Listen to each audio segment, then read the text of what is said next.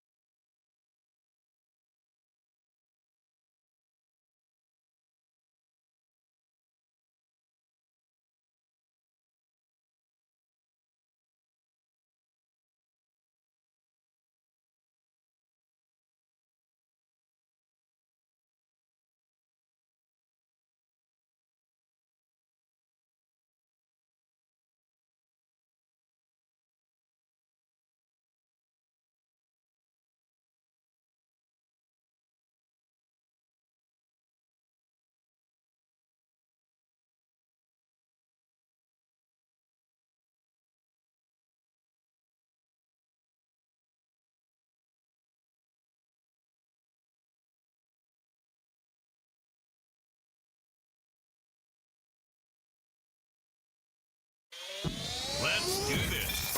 It's the real Jonathan Smith Show on Indie Sports Ticket, 1430 AM, 93.9 HD2, and always on the free Indie Sports Ticket app. It is a beautiful Tuesday. Welcome into the real Jonathan Smith Show, where things are happening. It looks like we're going to get Coach Odom on before the start of Purdue's football season. Coach Signetti's too cool for us. That's fine. Welcome into the real Jonathan Smith Show. Chris Ballard spent some time at the podium earlier today, giving us some some injury updates and things. We found out yesterday C.J. Allen and Alec Pierce will start camp on the PUP list. If you don't know what the PUP list is, the very simple version is there are two different lists. One is the PUP available to perform list. That is the one that Alec Pierce and C.J. Allen are on, which means that eventually at some point during training camp, the hope is that both of these guys will come back and, practice and do those kinds of things. Here is Chris Ballard kind of giving an update on every player on the Colts roster that there is an injury concern about. Daniel Jones cleared. He's good to go. He's worked his butt off. Since the day of the injury, when it happened, he, of course, a mourning period for a day or two, but then, all right, what do I need to do to get back? And so he went to work, and, he's been cleared. It'll be a day-by-day thing, but he's cleared to go and cleared to do everything. Buckner, kind of in the same boat. Once he had his surgery, it was, okay, what do I need to do to get back? He's in a good frame of mind. We'll work him back in slowly. I mean, Buck's had some years in the league, so we would take care of him anyways. But we'll work him back and get him ready for week 1 versus Baltimore. As you saw yesterday, CJ has a muscle strain. CJ Allen, we don't think it's going to be long. Taking some precautions here. We don't want it to linger. So we started him on PUP. We expect him back pretty quickly. Pierce, who had his surgery in March, he's getting there. He's close. Probably still a week or two away. We'll kind of take it day by day, but making great progress. He's worked. I don't foresee it being a major issue, which of course would like to have him right now, but Pierce is working his butt off, and he'll be ready to go when he's completely cleared.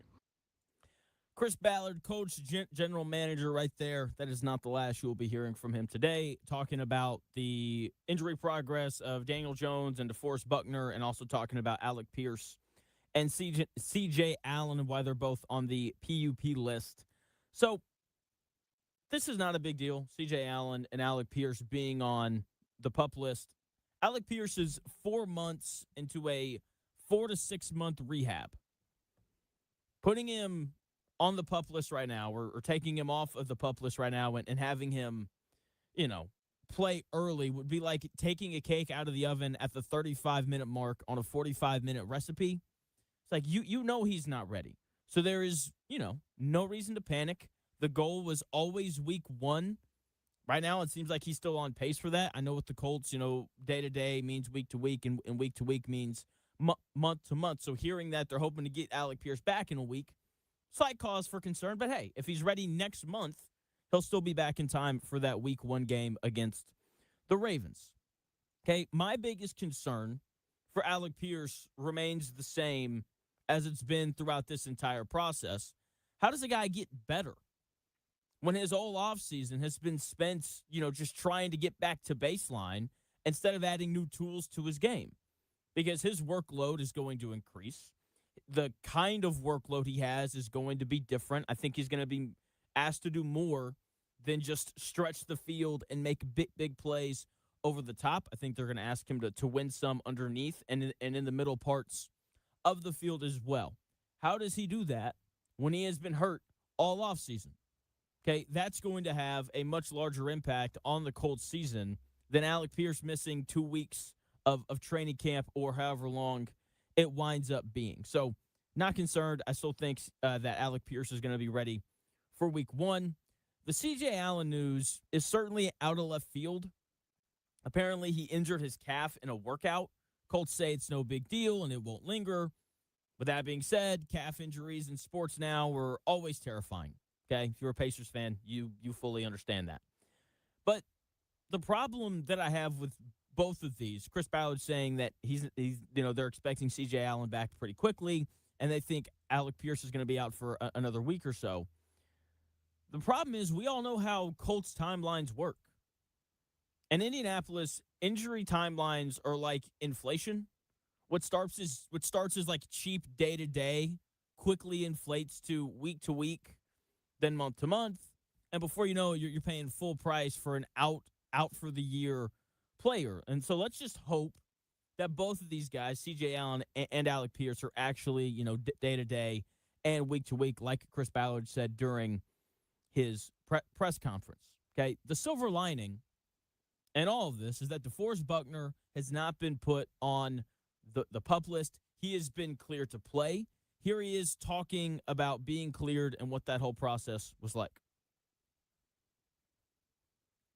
Graduation day for me personally, you know what I mean? Getting to this point from where I started on New Year's Eve, not being able to do a whole lot after surgery, just pretty much being in the bed, not being able to move around. I mean, I couldn't even pick my kids up and stuff like that. I couldn't pick anything up for heavier than 10 pounds for the first, couple weeks. So it was frustrating, but I just kept my faith and kept working and trusting the doctors and my trainers and there was a lot of teamwork involved with the whole operation and everything and recovery and I'm just happy to be at this point. I'm happy that he's at this point as well. DeForest Buckner right there talking about being cleared for practice. Feels like graduation day.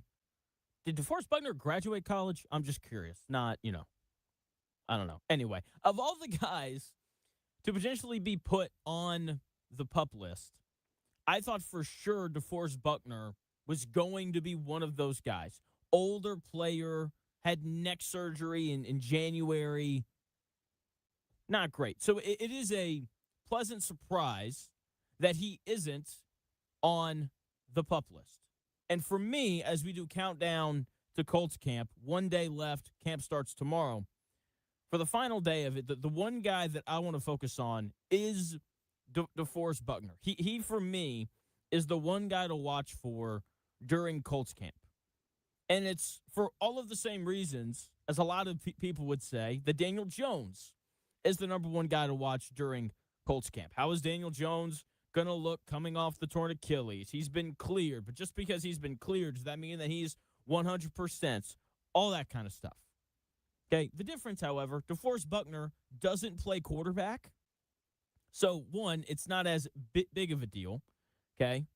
And secondly, we're actually going to get to see how he looks. Chris Ballard, in the clip that we played earlier, talked about how they're going to bring Buckner along slowly because he's an older player coming off of neck surgery. Two great reasons to bring him. But because he's actually in pads and because he's allowed to get hit by other players and he's allowed to hit other players, we're going to get a decent idea of what he's going to look like this year when he is asked to actually go out and play, because I'm sure there will be times during training camp that he's held out. Unlike Daniel Jones, he's going to be in the red "Don't Touch Me" jersey. That's a good thing. I want him in the red "Don't Touch Me" jersey as much as possible. So because he's going to be, not allowed to be hit, we're not really going to get a great gauge on Daniel Jones and how he actually looks when he's pressured. Whereas Buckner, because he's a defensive tackle and he's allowed to get hit, we should get a better idea of what he's going to look like for the upcoming season. Okay? Now, here's the other thing with Buckner and why I think he is the number one guy to watch in this whole ordeal. What if no one on the Colts defense gets better? Like what if Leatu Latu comes back and he's like a 9-sack guy and, C.J. Allen is pretty average at middle linebacker and A.J. Halsey's good but not great. If that happens, and that is possible, these guys are young. I don't think anyone is going to be worse for the Indianapolis Colts this year. He then becomes all the more important. How does he look coming off of the neck surgery? How is his back going to hold up? Can he be the DeForest Buckner that the Colts need him to be? I don't think he needs to be all-pro level DeForest Buckner because that would make him one of the four best defensive tackles in football, and I just don't think that that's feasible. But can he be one of the 10 best defensive tackles in the NFL? Can he be the first guy that the NFL calls and says, hey, would you like to be an alternate for the Pro Bowl because no one else wants to play in the Pro Bowl? Can he be that guy? That is what the Indianapolis Colts need from him this year. Now, the general managers, coaches, and scouts did not vote him as a top 10 guy, if referring back to that ESPN article that came out at the beginning of the month. I understand that because he didn't play enough last year. So this year he needs to not only be dominant, but he has to be healthy. Okay, DeForest Buckner is the load-bearing pillar of this defense. You know, like if Daniel Jones is the engine of the offense, DeForest Buckner is the transmission of the defense. Like if either one of those things break, this whole Colts vehicle is going to grind to a halt. Okay, everything on the Colts offense hinges on Daniel Jones, and I think everything on the Colts defense hinges on DeForest Buckner. Okay, he is their second best pass rusher behind Leatu Latu. After him, there's a drop-off the size of the Grand Canyon, right? Your third best pass rushers, Arden Key, career high, 6.5 sacks. Is it Adetomiwa Adebawore, who can, like, only rush the passer? It's certainly not Colby Wooden, half a sack last year. Okay, like, after him, it gets pretty dire in terms of the Colts and their ability to get after the passer. He's also a dominant run defender. I know that we talk a lot about pass rush with the defensive line, but you got to have guys who can stop the run. That's where it all starts. He was tied with Zaire Franklin last year for leading the Colts in tackles for loss after you remove sacks. He elevates the Colts defense in a way that no one else does because of his ability to impact both the run and the pass.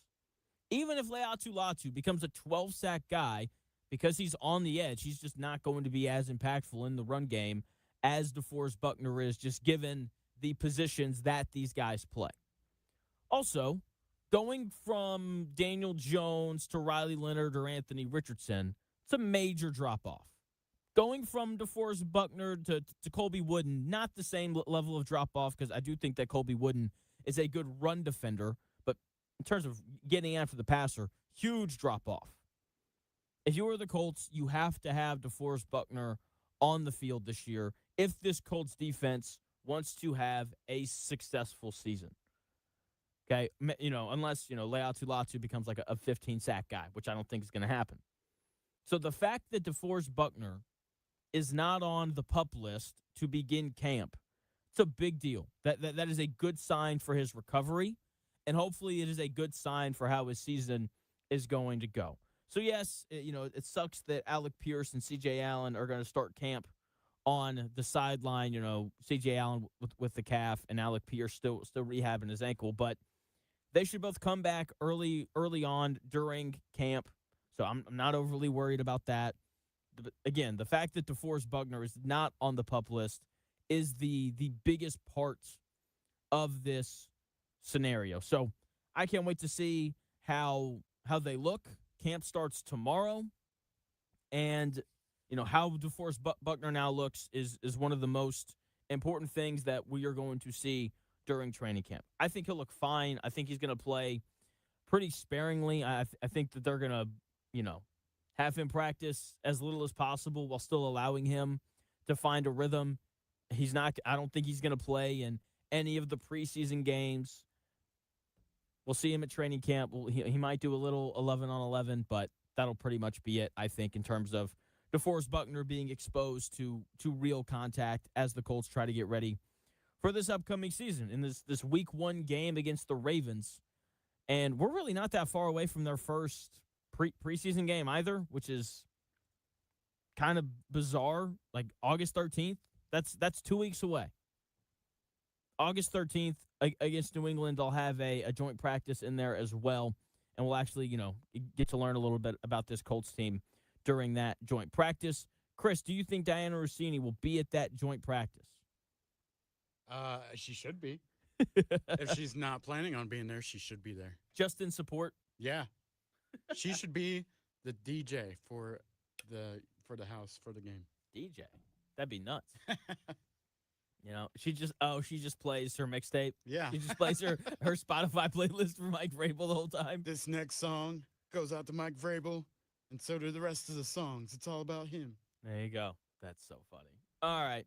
It is Tuesday, so we got to do a little bit of Top 10 Tuesday today. We'll do that coming up. We've got Destin Adams joining the show at 1. Did I put – okay, phone. Good. And then at 2 o'clock, we will do more trivia for Holiday World tickets. So make sure you're tuned in at around 2 o'clock for your chance to win a pair of tickets to Holiday World. It's a great time as always. But we will do Top 10 Tuesday in 4 minutes.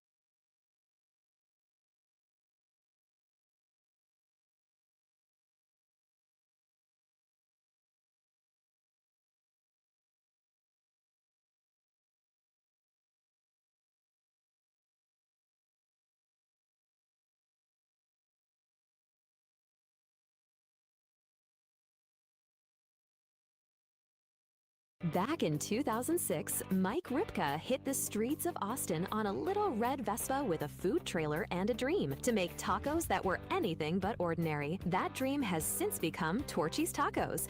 Bold, chef-driven flavors, legendary queso, and drinks that are as devilish as they are delicious. In the spirit of that dream, we're offering a special limited-time deal. Friday at 9 a.m., get a $50 gift card for only $25. Only at sweetdeals.com/Indianapolis.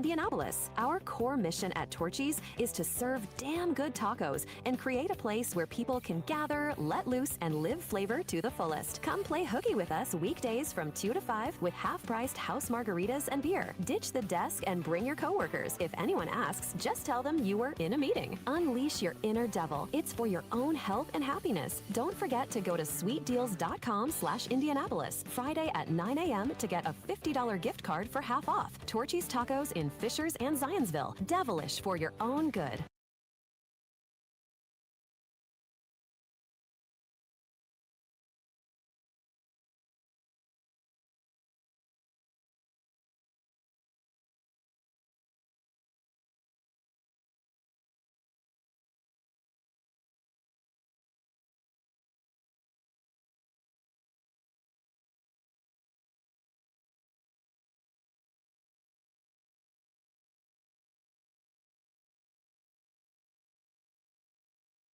If it's in today's sports world, it's here. It's here.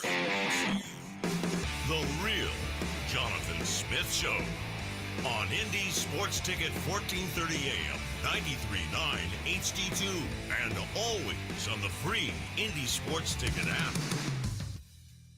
Chris Ballard met with the media today, updates on injuries and all those kinds of things as we get ready for Colts training camp starting tomorrow. It's Tuesday, which means we got to do Top 10 Tuesday. Welcome into the real Jonathan Smith Show here on Indy's Sports Ticket. Thanks for tuning in, no matter how you're tuning in. YouTube, Indy Sports Ticket. If you want to head over there and subscribe, you can also watch the show on X__Jonathan Smith. Follow me there and watch the show there. You can also listen on the Indy Sports Ticket app or 1430 AM if you're driving around the Indianapolis area. All right, as we do every Tuesday, let's get into Top 10 Tuesday. Top 10 Tuesday!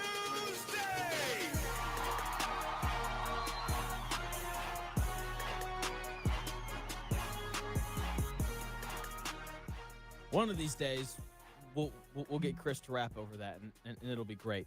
I don't know about great. Yo, no, it'll be awesome. Okay. We'll hype it all the way up. It'll be awesome. It'll be fantastic. Okay. All right. So Top 10 Tuesday is going to dictate today's show and tomorrow's show. I have the 10 storylines that I think are the most important heading in to Colts camp. So we'll do 5 of them today. We'll do the other 5 tomorrow, in addition to Over the Hump Day, obviously. Got to do Over the Hump Day on Wednesday. So, number 10, one of the things that I'm going to be paying a lot of attention to is who's going to get more preseason reps between Riley Leonard and Anthony Richardson.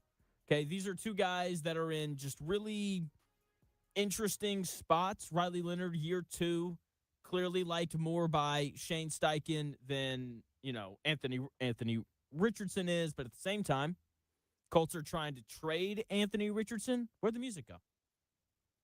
The buttons are all sideways. Oh, Sorry. what? It's all good. Not your fault. Yeah, they reset all these computers. Anyway.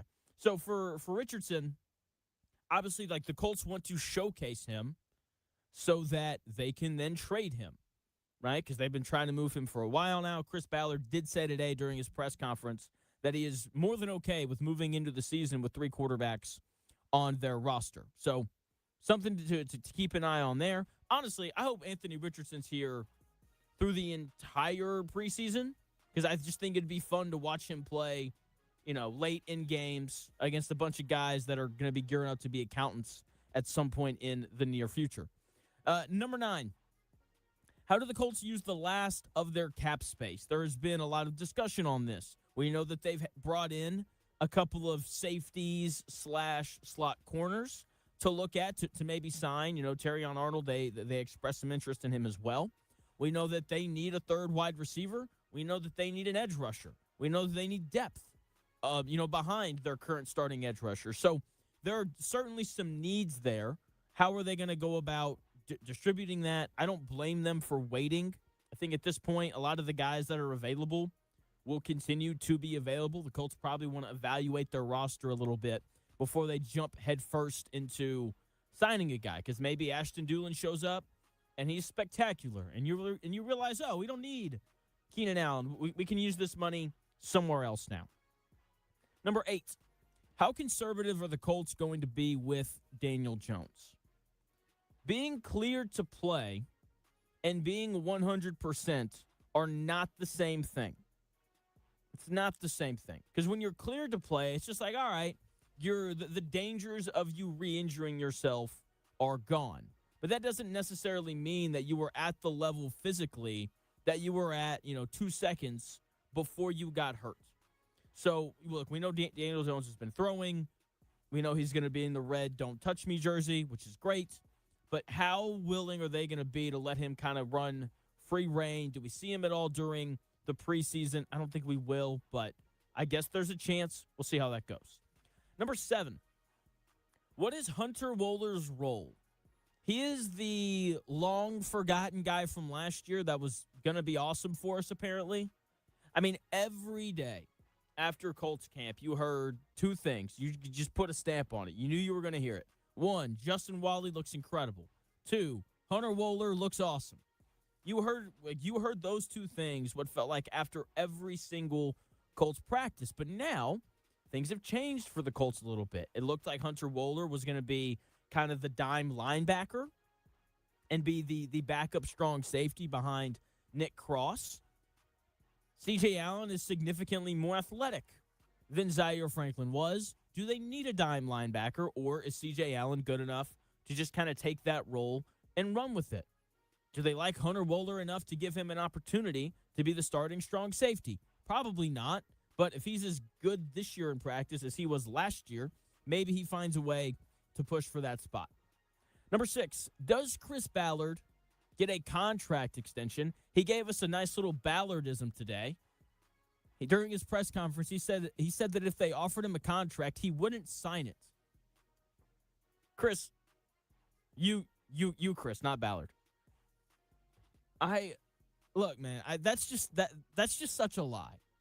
Like, if the Colts came to Chris Ballard and were like, hey, we would like to give you a 3-year extension, where we pay you $20 million over the next 3 years. There's no way he's saying, sorry, guys, I got to win first. That's not happening, right? Yeah, absolutely not. If it's offered, you take it in any situation in life because that's part of surviving. You want security. Yeah. Hey, forget a decade with the Colts. How about 13 years? Do you have that audio? Can we play that really quickly? Because this is just insane stuff. No. I wouldn't do one. I'm in the last year of my deal. We need to win. We need to win. I'm in the last year of my deal. I will not sign an extension. There's no way. You are lying. You are not telling the truth. Why do you say it like that? He's like, no. Because he's Chris Ballard. No. And that's just what he does. I heard that, and I was just baffled. I was like, this guy can't be serious. Do you think we're that stupid that we think that you really wouldn't sign an extension if it was offered to you? No. It's like, seriously, this is ridiculous. Golly, man, Chris Ballard. We might have to save that clip for other stuff later on. Yeah, like whenever we tell people no, like that's seriously, it just insane stuff there. No. Number five. Does Anthony Richardson get traded? Again, Chris Ballard today during his press conference making it pretty clear he's more than willing to go into the season with 3 quarterbacks on the roster. He also talked about how with Richardson, his camp has not rescinded their trade request, which is not surprising at all. Do we have audio on this? Oh, sweet. Here is Chris Ballard talking about this. It is, but I think they're realistic and we're realistic. We're not just giving him away. I'm not going to do that. And it's been fun to watch. Like, I think I've told y'all this multiple times. Like, one of the things that gets washed over sometimes with Anthony, like, he is a great teammate. And he's fun to be around, and he has really grown and worked. It's been fun to watch. I mean, especially when you take a guy as high as we took him, you want him to come in and be the savior right away. Well, everybody's developmental plan's different. And, his was a little different. I still think that he has got a future. We'll see how that plays out here. Chris Ballard right there talking about the Anthony Richardson trade. Look, I will say, in support of Anthony Richardson, it does seem like he's taken a lot of this in stride, and he's taken it well, and he hasn't been a problem since having to give the job up to Daniel Jones. So that is a good thing, and we'll see if it continues or not, though, throughout the course of this season. Number 4. Which of the 7 starters from last year that are gone will the Colts miss the most? Nick Cross is gone. Michael Pittman Jr. is gone. Braden Smith is gone. Zaire Franklin is gone. Kenny Moore is gone. And there are a couple others in there as well. How does this impact the Colts? How do these replacements look? Because that is really, in addition to Daniel Jones and DeForest Buckner's health, like, how do these replacements look? Can Jalen Travis at right tackle be as good as or better than Braden Smith? Can C.J. Allen as a rookie come in and be just as good as, if not better than, Zaire Franklin? Can A.J. Halsey step in and be just as good as, if not better than, Nick Cross? Okay, Sauce Gardner, he'll come in and be better than Jalen Jones. Not worried about that at all. But seriously, like that is a large part of the success from the Colts this year. Can those replacements be just as good as, if not better, than the guys that they're playing against? Ross chiming in over on YouTube, Indie Sports Ticket, if you want to subscribe and join the YouTube chat. He said, just when you think Chris Ballard couldn't possibly level up his grifting, I still can't believe it, man. The idea of, no, I wouldn't sign an extension if it was golly, man. Did he think we all got dropped as babies or something? Anyway, we'll get to that. No. We'll get to that later on in the show. Which of the 7 starters from last year that are gone will the Colts miss the most? Number 3, who is going to be the Colts' 3rd wide receiver? It's a great question. My money is on Ashton Doolin just because he's been here a while. But with that being said, Nick Westbrook-Ikine is a guy who's been a heavy target guy, or a heavy target isn't true. He's been a guy who's played like real wide receiver snaps in the NFL for a lot of his career. I know that didn't happen in Miami last year, but Ashton Doolin hasn't played heavy snaps as a wide receiver throughout his entire career, right? So Westbrook Akine is probably going to have some sort of an advantage there in that regard. And so that whole Colts third wide receiver thing, is this where the Colts decide to spend their extra cap money? Do they go get a Keenan Allen or a Stephon Diggs? Me personally, I would prefer Diggs, but Keenan Allen is a guy that Shane Steichen has worked with prior. So who ends up being that third Colts wide receiver? Number 2, who takes the backup running back job? Seth McGowan, 7th-round pick out of Kentucky, or DJ Giddens, 4th or 5th-round pick last year out of Kansas State, who only appeared in 9 games for the Indianapolis Colts last year. Jim Bob Cooter had good things to say about him during camp last year, but I'm convinced that I could slap Jim Bob Cooter across the face and he would say, that Jonathan guy got a real nice slap, Like he's just a naturally positive person, whereas, Shane Steichen, if he doesn't like a guy, he just won't say anything. Jim Bob Cooter, not that way at all. So we'll see how that battle goes, because the Colts have talked about how they want to reduce the load that Jonathan Taylor is carrying. No bell there? Do we have the bell right now? Oh, we do. Oh, and it turned off the other one. Yeah, the buttons are all over the place right now. I got to reorganize this, but yeah, it's in there. Okay. There you Okay. go. Oh, there we go. There we go. All right. So last question, and I don't know if it's the biggest one or not. Who wins the edge battle between Arden Key and Jaylee Tuimoloau? Who can edge the other one out? Pun. Also a bell. Yeah. Okay. I was trying to make a pun there, and that didn't work out the way. Two birds, one stone. That's yeah. There you go. Jeez. All right. 12:32. All right. So, who wins that battle? Arden Key, a guy who's been just a career rotational pass rusher for the Titans, career high in sacks, 6.5. Not great. Doesn't exactly inspire confidence. And then you have Jalen Tuimoloau, a guy who only appeared in 9 games for the Colts last year and had 0 sacks, a big fat donut. So we'll see how that goes. That is probably the position battle that I am the most intrigued by, because it's a big deal. Whoever the starting edge is opposite of Leatu Latu, is Jalen Tuimoloau going to be a guy who the Colts just kind of wasted a pick on? In the moment, I didn't think it was a bad pick, because he had a really nice career during his time at Ohio State. So we'll see how that goes. How much are they having to call on, Michael Clemens and George Gums and Caden Curry, the 2 rookies from this draft class. So this kind of sets the table for the rest of the show. We're going to do 5 of these storylines today. We will do the other 5 tomorrow, starting with who gets more preseason reps between Riley Leonard and Anthony Richardson. Daniel Jones is absolutely the starter for the Colts, but I do think that there is a bit of a predicament that the Colts find themselves in when figuring out how to split these reps. I'll tell you why in 3 minutes.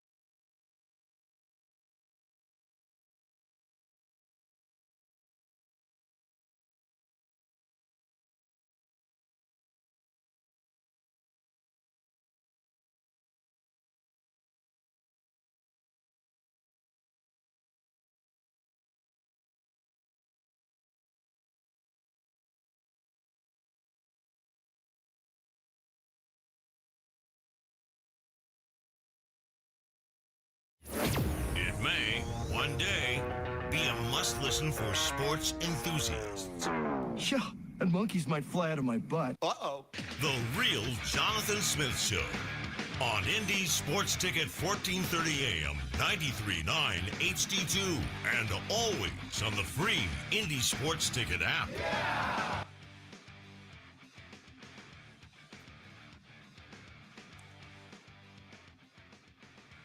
Daniel Jones is absolutely going to be the starter for the Indianapolis Colts this season. Riley Leonard and Anthony Richardson are going to be battling it out for that backup quarterback spot, which is important because I know Daniel Jones has been cleared.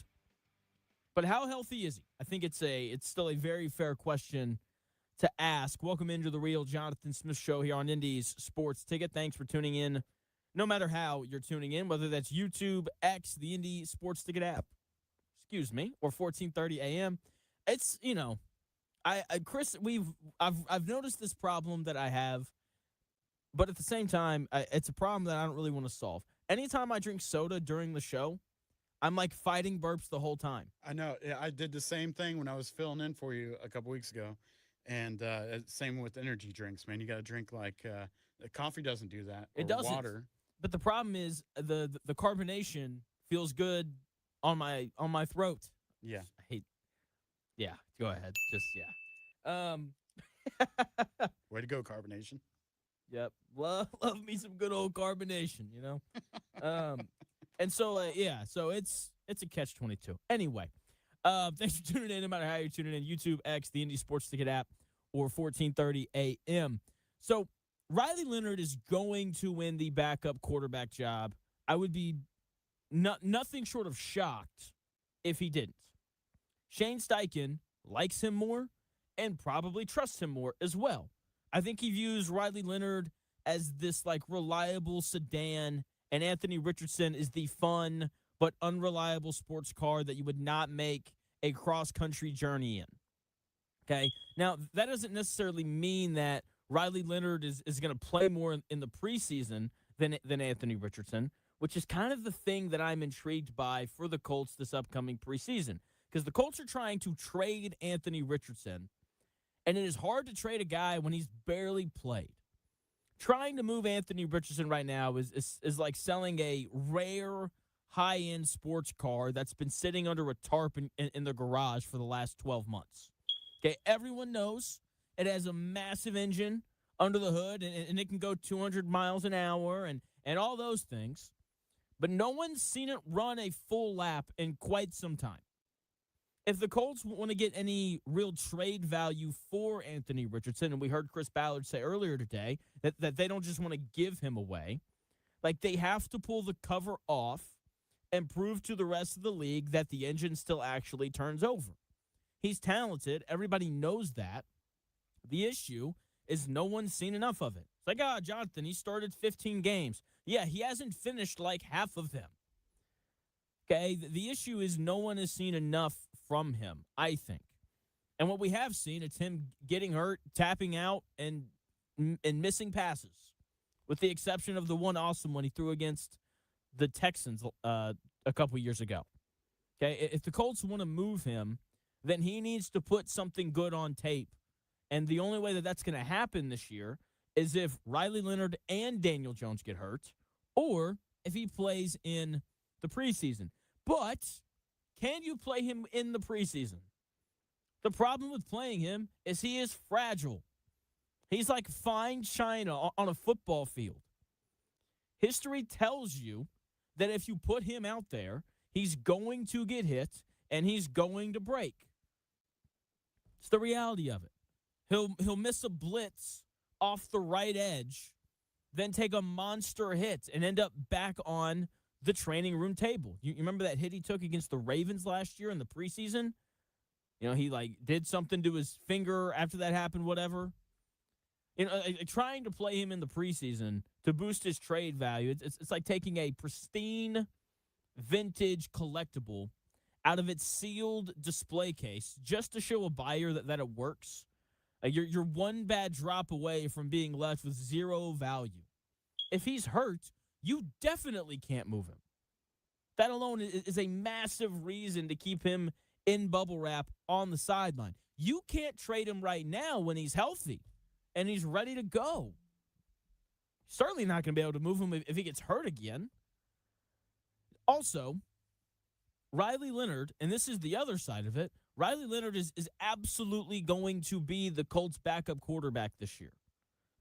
Do you really want to give reps away to a guy in Anthony Richardson who's going to be your third-string quarterback and likely won't be on the team by the end of the year? I think if the Colts have it their way, he won't be on their team by the end of the preseason. Like, do you really want to give reps away to Anthony Richardson when you have a guy in Riley Leonard who's only in year 2, hasn't played a ton, and is, one bad Daniel Jones hit away from being called upon to play meaningful football in a year where if Shane Steichen and Chris Ballard don't win, there's a decent probability that they're both going to be gone at the end of the season. Me personally, if I was Shane Steichen, I wouldn't want to do that. I would want to make sure Riley Leonard got as many reps as possible and that he was as prepared as possible for the upcoming season, because if you have to break the glass because there's an emergency, Riley Leonard's your guy. Philip Rivers said last year he was done. He's not coming back. He doesn't need to. Okay, I've seen my 3-year-old nephew put more zip on a football recently than I've seen Philip Rivers do it. Okay? So I think the majority of the reps are going to go to Riley Leonard. Shane Steichen, I think, is clearly checked out on the Anthony Richardson experiment. It's like he's already handed over the keys. He's turned the page. Shane Steichen could not care less about driving up Anthony Richardson's trade value. His biggest concern is keeping his job. And I think in that regard, the smartest thing for him to do is to give the backup quarterback, Riley Leonard, it's a competition. No, it's not. It's not a competition. It is Riley Leonard's job to lose. Give him as many reps as he needs so that you feel comfortable if you have to call on him at some point during the season. Because the history of Daniel Jones tells you you're going to have Riley Leonard play a few games this year. Okay, now for Anthony Richardson, if he's on the team, he'll be your third-string quarterback. There's a chance he's not even on, like, the 53-man roster. Most teams only carry 2 quarterbacks, so I would be surprised if the Colts started carrying 3. Maybe they do. Maybe they just want to take their disappointing 4th overall pick that reminds everyone of the mistake that Chris Ballard made everywhere they go on Sundays. Maybe that's something that they want to do. Maybe they want to have that distraction of Daniel Jones gets hurt. Who's going to come in? Oh, it's Riley Leonard, not Anthony Richardson. I'm sure no one will be upset about that at all. Riley Leonard, I think, should and will get the majority of the reps in this preseason. Sure, we're still going to see Anthony Richardson out there in August in these preseason games, but I think he's going to be taking snaps in the 4th quarter alongside the guys who will probably be job hunting by Monday morning. Chris, do you think we see more reps from Riley Leonard or Anthony Richardson during the preseason? I definitely would say Riley Leonard, but I could see them putting Richardson out there for a little bit just to show other teams what they still have, just to kind of put them on display. What do you think the split's going to be? So, like, I'm with you. I think that they both play.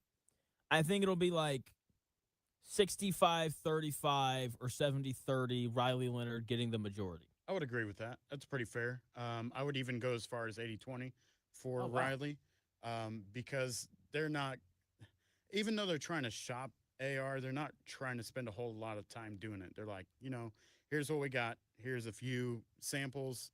You either want it or you don't, kind of thing. Fair enough. And that's the thing, right? Like, I do think that a lot of these teams know who, they know who Anthony Richardson is, right? Like these teams do so much work on all these guys pre-draft because stuff like this happens, right? Guys get drafted 4th overall and then they don't work and then they don't work out.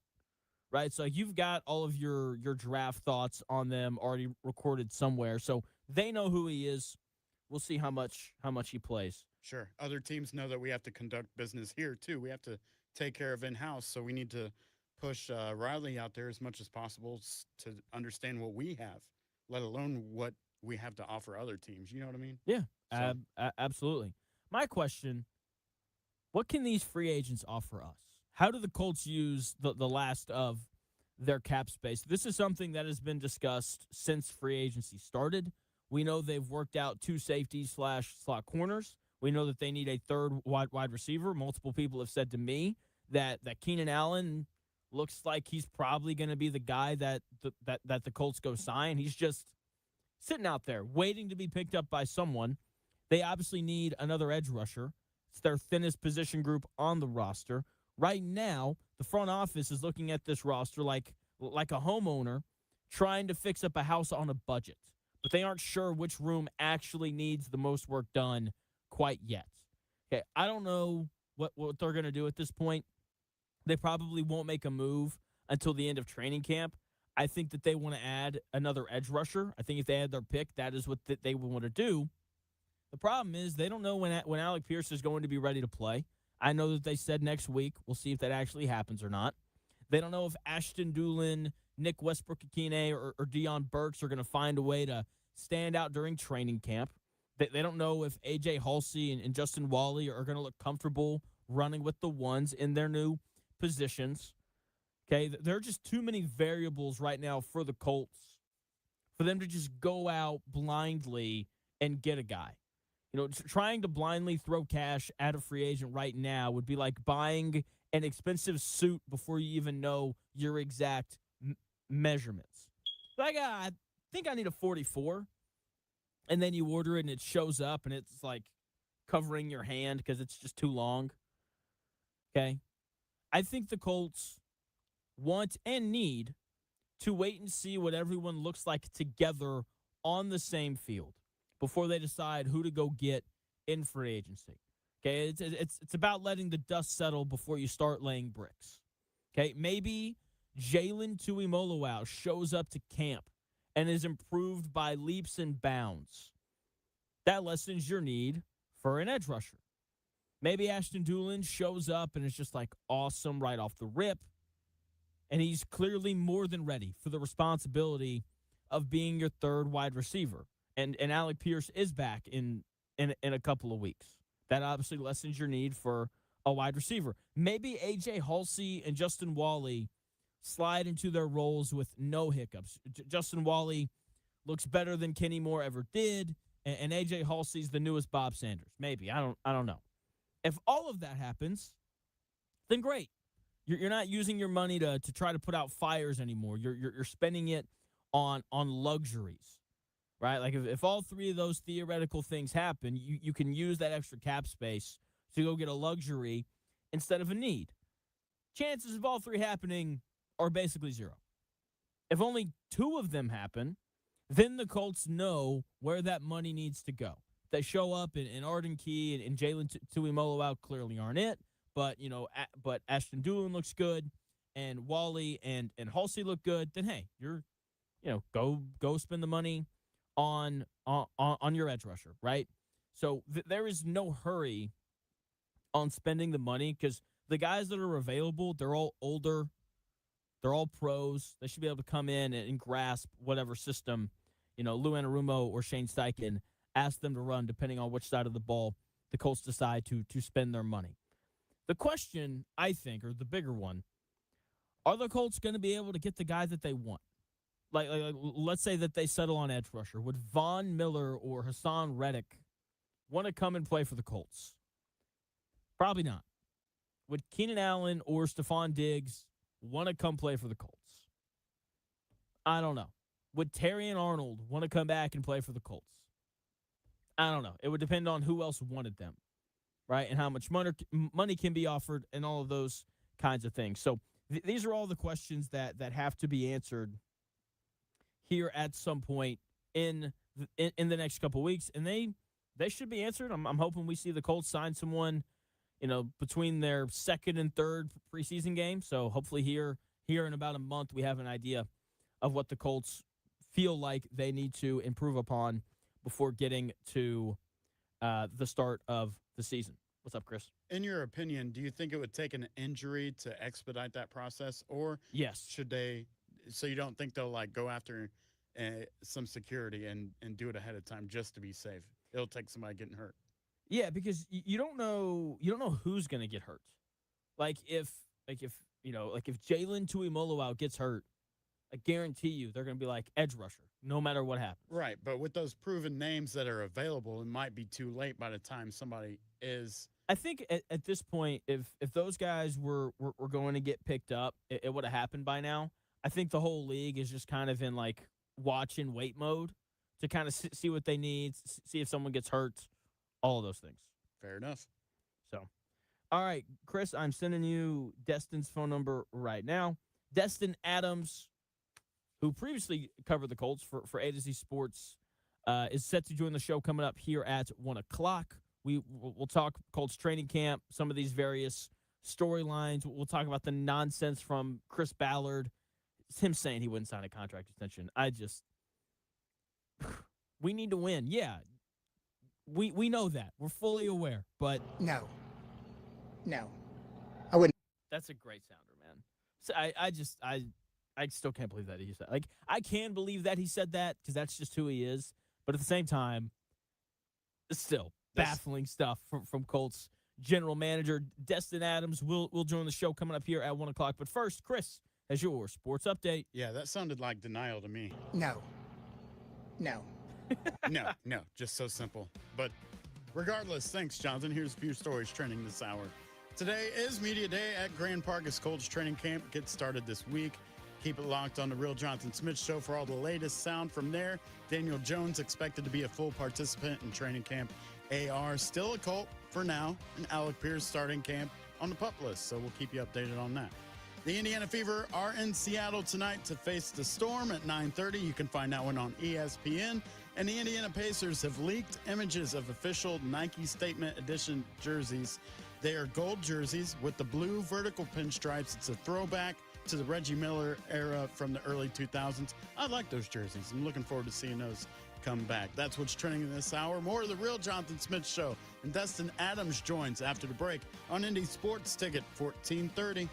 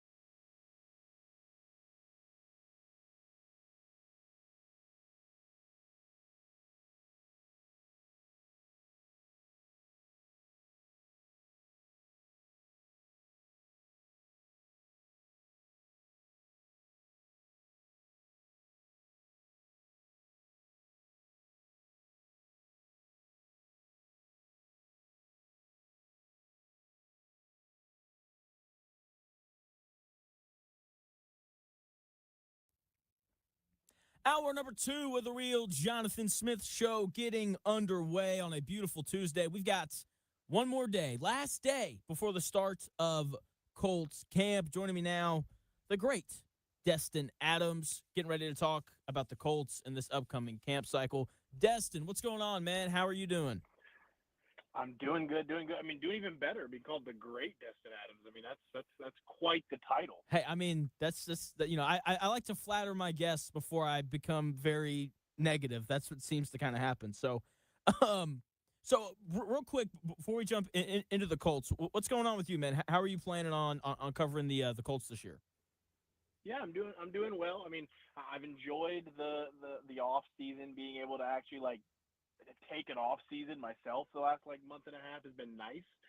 Spent a lot of time with family, but I am launching a Substack that will be posted early next week to kind of break down training camp. I'm gonna make sure to be out there at Grand Park multiple times as well to be able to take in practice live. So definitely excited to get back into Colts content. Okay, sounds good. So speaking of camp, yesterday we find out that C.J. Allen and Alec Pierce are going to be on the PUP list to start camp. I know everyone freaked out about that, but my biggest takeaway was DeForest Buckner is not on that list, and he has, in fact, been cleared to practice. What was kind of your response or your reaction to seeing those guys on the PUP list? Yeah, I mean, I think the Alec Pierce part of it, I mean, that's kind of been how they've been hinting the whole offseason that he probably wasn't going to be out there full go day one of training camp. So I don't really think that was that big of a shock. C.J. Allen, he's kind of been dealing with something a little bit for a little bit now. This isn't like a new injury. So the fact that they came out right away saying this was going to be a very short trip on the PUP, that's a good sign for sure. And the way teams maneuver the PUP is always interesting. I mean, we saw Tennessee put a guy on the PUP yesterday and then take him off today. Sometimes I really feel like the NFL teams just really want to make sure that the league can't get them in trouble for how they maneuver these injuries, so they just play it safer than sorry. So Ballard was pretty clear that Pierce should be back in a couple of weeks. C.J. Allen should be a very brief stint, and I agree with you. I mean, DeForest Buckner not being on it is massive. I mean, Daniel Jones not being on it was obviously news that he broke himself on the Pat McAfee show, but DeForest Buckner battling back from the neck injury, not having to spend any time on the PUP, that's pretty massive, especially with so many question marks on the defensive line despite him. Absolutely, because when I look at this Colts team, I just feel like so much of it hinges on obviously Daniel Jones and his health, but defensively, if they don't have Buckner, it's really worrisome for me. I know they went out and they acquired Colby Wooden in that trade with the Packers when they sent Zaire Franklin, but the dude had half a sack last year. I know he's a good run defender, and that's obviously very important, but the pass rush is such a concern for the Colts this year. What do you kind of think about that idea of Buckner being just as important to the Colts' success this year as Daniel Jones?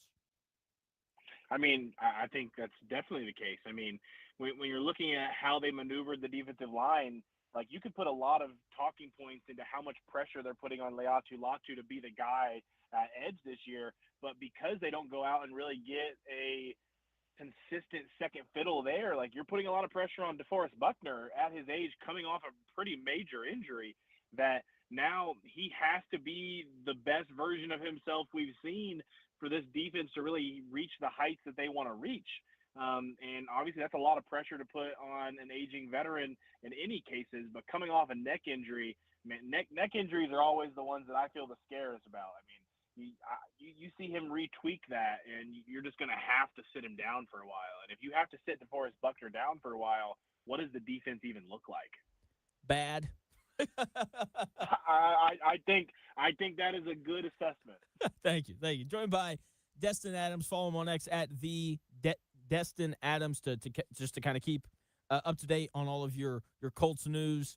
So obviously, Buckner and Jones being ready to go for the start of camp is a big deal. What is a storyline heading into camp that really has your attention? I think the biggest storyline for me going into camp is this team is betting on so many guys taking that next step. And training camp shiners are not always a good indication of guys continuing that success into the year. But if you can't even shine in training camp, how am I going to expect you to shine during the regular season? So my eyes are going to be on all these young guys that are being asked to take that next step into their career, some being rookies. Like, there's a good chance that C.J. Allen's a day one starter. There's a good chance A.J. Halsey at safety is a day one starter. We're going to see a corner in Justin Wally, who didn't get to play at all last year, most likely be a day one starter. Like, to me, it's going to be watching these young guys and seeing how many of them start to separate themselves and start to look like pros early. Absolutely. So I think one of the young guys that has been glossed over in all of this, like last year during training camp, whenever the coaches spoke, it felt like we were going to hear something good about Justin Wally. And then a couple sentences later, we were going to hear something good about Hunter Wohler, who was kind of projected to be like a dime linebacker for the Colts last year. What do you think his role is going to look like this upcoming season? Yeah, I mean, he's going to be an interesting one to watch. I mean, it felt like all camp last year, they were going back and forth, throwing him snaps at linebacker, throwing him snaps at safety. And, I mean, to me, there's more opportunity at linebacker when you're looking at just how much depth they've added at safety, and including a day one starter, hopefully, in rookie A.J. Halsey.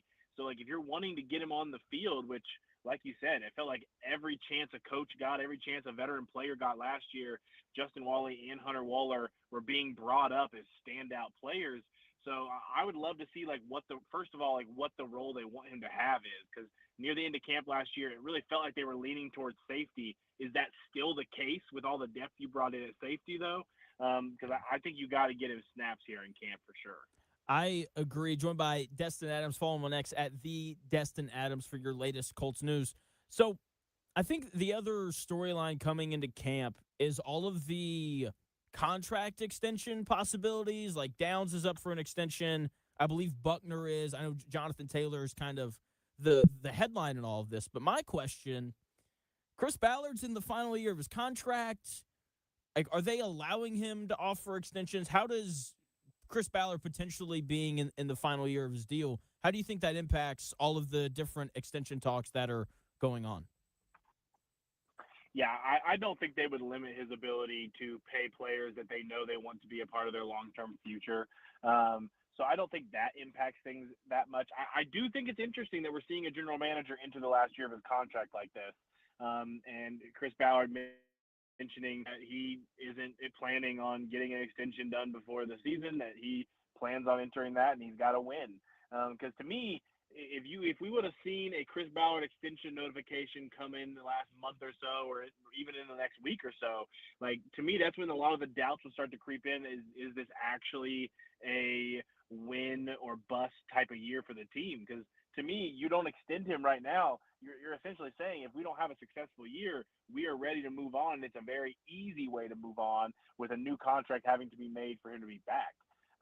So I wouldn't really put too much weight into him not being able to give out extensions, because I think so many guys and so many people on this staff, people in the ownership group, that play a factor in getting those contracts done anyway. But I do think it's interesting we're going to see a general manager actually operate on a contract year. We don't see that very often. We don't. How much of his press conference did you get to catch this morning? Yeah, I've watched it all so far. Dude, Yeah, I've watched it all. Chris Ballard, like, there's just some things about his personality that I think bother me, and that, probably isn't fair. What did you make of him saying if he was offered a contract extension, he wouldn't sign it? I mean, what do I make of it? I'm never going to say someone's lying, but, like, I can't imagine if Carly Gordon enters his office today with a 5-year extension that he's not going to sign it. But I think more so maybe what he was saying is that he fully understands that he doesn't deserve an extension at this moment. Like, he's got to win to warrant that next extension. So I think he may have worded it in a very weird way. I don't think he meant to lie, But I cannot imagine if a new contract was put on that man's desk that would not have a Sharpie written on it immediately. Immediately. That's how I felt about it. I don't know. Maybe you're just a nicer guy than me, Destin. I called him a liar. I was like, there's no way. There's no way that's true. But you're right. Like I'm glad he understands that he needs to win. What did you make of his comments on just the Anthony Richardson trade scenario, their willingness to have three quarterbacks on the roster? What do you think that's going to look like this season? Yeah, I mean, I think they've tried to stay true to that the entire offseason. And if you weren't going to give him away on draft day, then you're not going to give him away right now. Like you want an offer to feel warranted to move off of him. And I mean, because of Daniel Jones's health, which obviously it's a great sign that he's not starting on the PUP. He's going to be out there to start training camp as a starter, taking those snaps. But like, you really want to have as many insurance policies behind him as possible right now. Not that you ever really want to limit what your quarterback does, but if Daniel Jones gets hurt again with so many people's jobs on the line, it feels this season, like you have to have insurance plans behind him. So you're not going to get rid of Anthony Richardson right now unless somebody comes up with an offer to make it feel warranted. Even if they do feel confident in Riley Leonard as a backup, I think Anthony Richardson just offers more explosiveness in terms of playability. If Daniel Jones were to go down, that they would probably feel more comfortable with Anthony Richardson taking snaps before Riley Leonard. And that's a guess by me. Don't quote me on it saying that's what Chris Ballard said or any means. But to me, if I had to guess, Anthony Richardson would be who they feel more comfortable playing if Daniel Jones got hurt. So somebody would have to make an offer to make them feel warranted in moving off of that possibility. Joined by Destin Adams. Follow him on X at the Destin Adams for all of your Colts content. So I disagree. I think that listening to Shane Steichen and how he talks about Riley Leonard compared to Anthony Richardson, I just feel like he's so done with Richardson that they want for Riley Leonard to be the backup at this point. Like there's a clip from mini camp where they're like, what do you think of Riley Leonard in year 2? And he gives like this 30 seconds, which is a long time for Steichen to talk about anything. This like 30-second thing on how like they're talking about coverages and all this different kind of stuff. And they're like, what about Richardson? And he's like, I'm just glad that he's back out there with the guys. And then he just kind of moves on. So I think it'll be Leonard, which I think creates an interesting predicament for how they split preseason snaps. Because I like you said, like Anthony Richardson probably has more experience, and from that perspective, they probably would be a little more comfortable running him out there.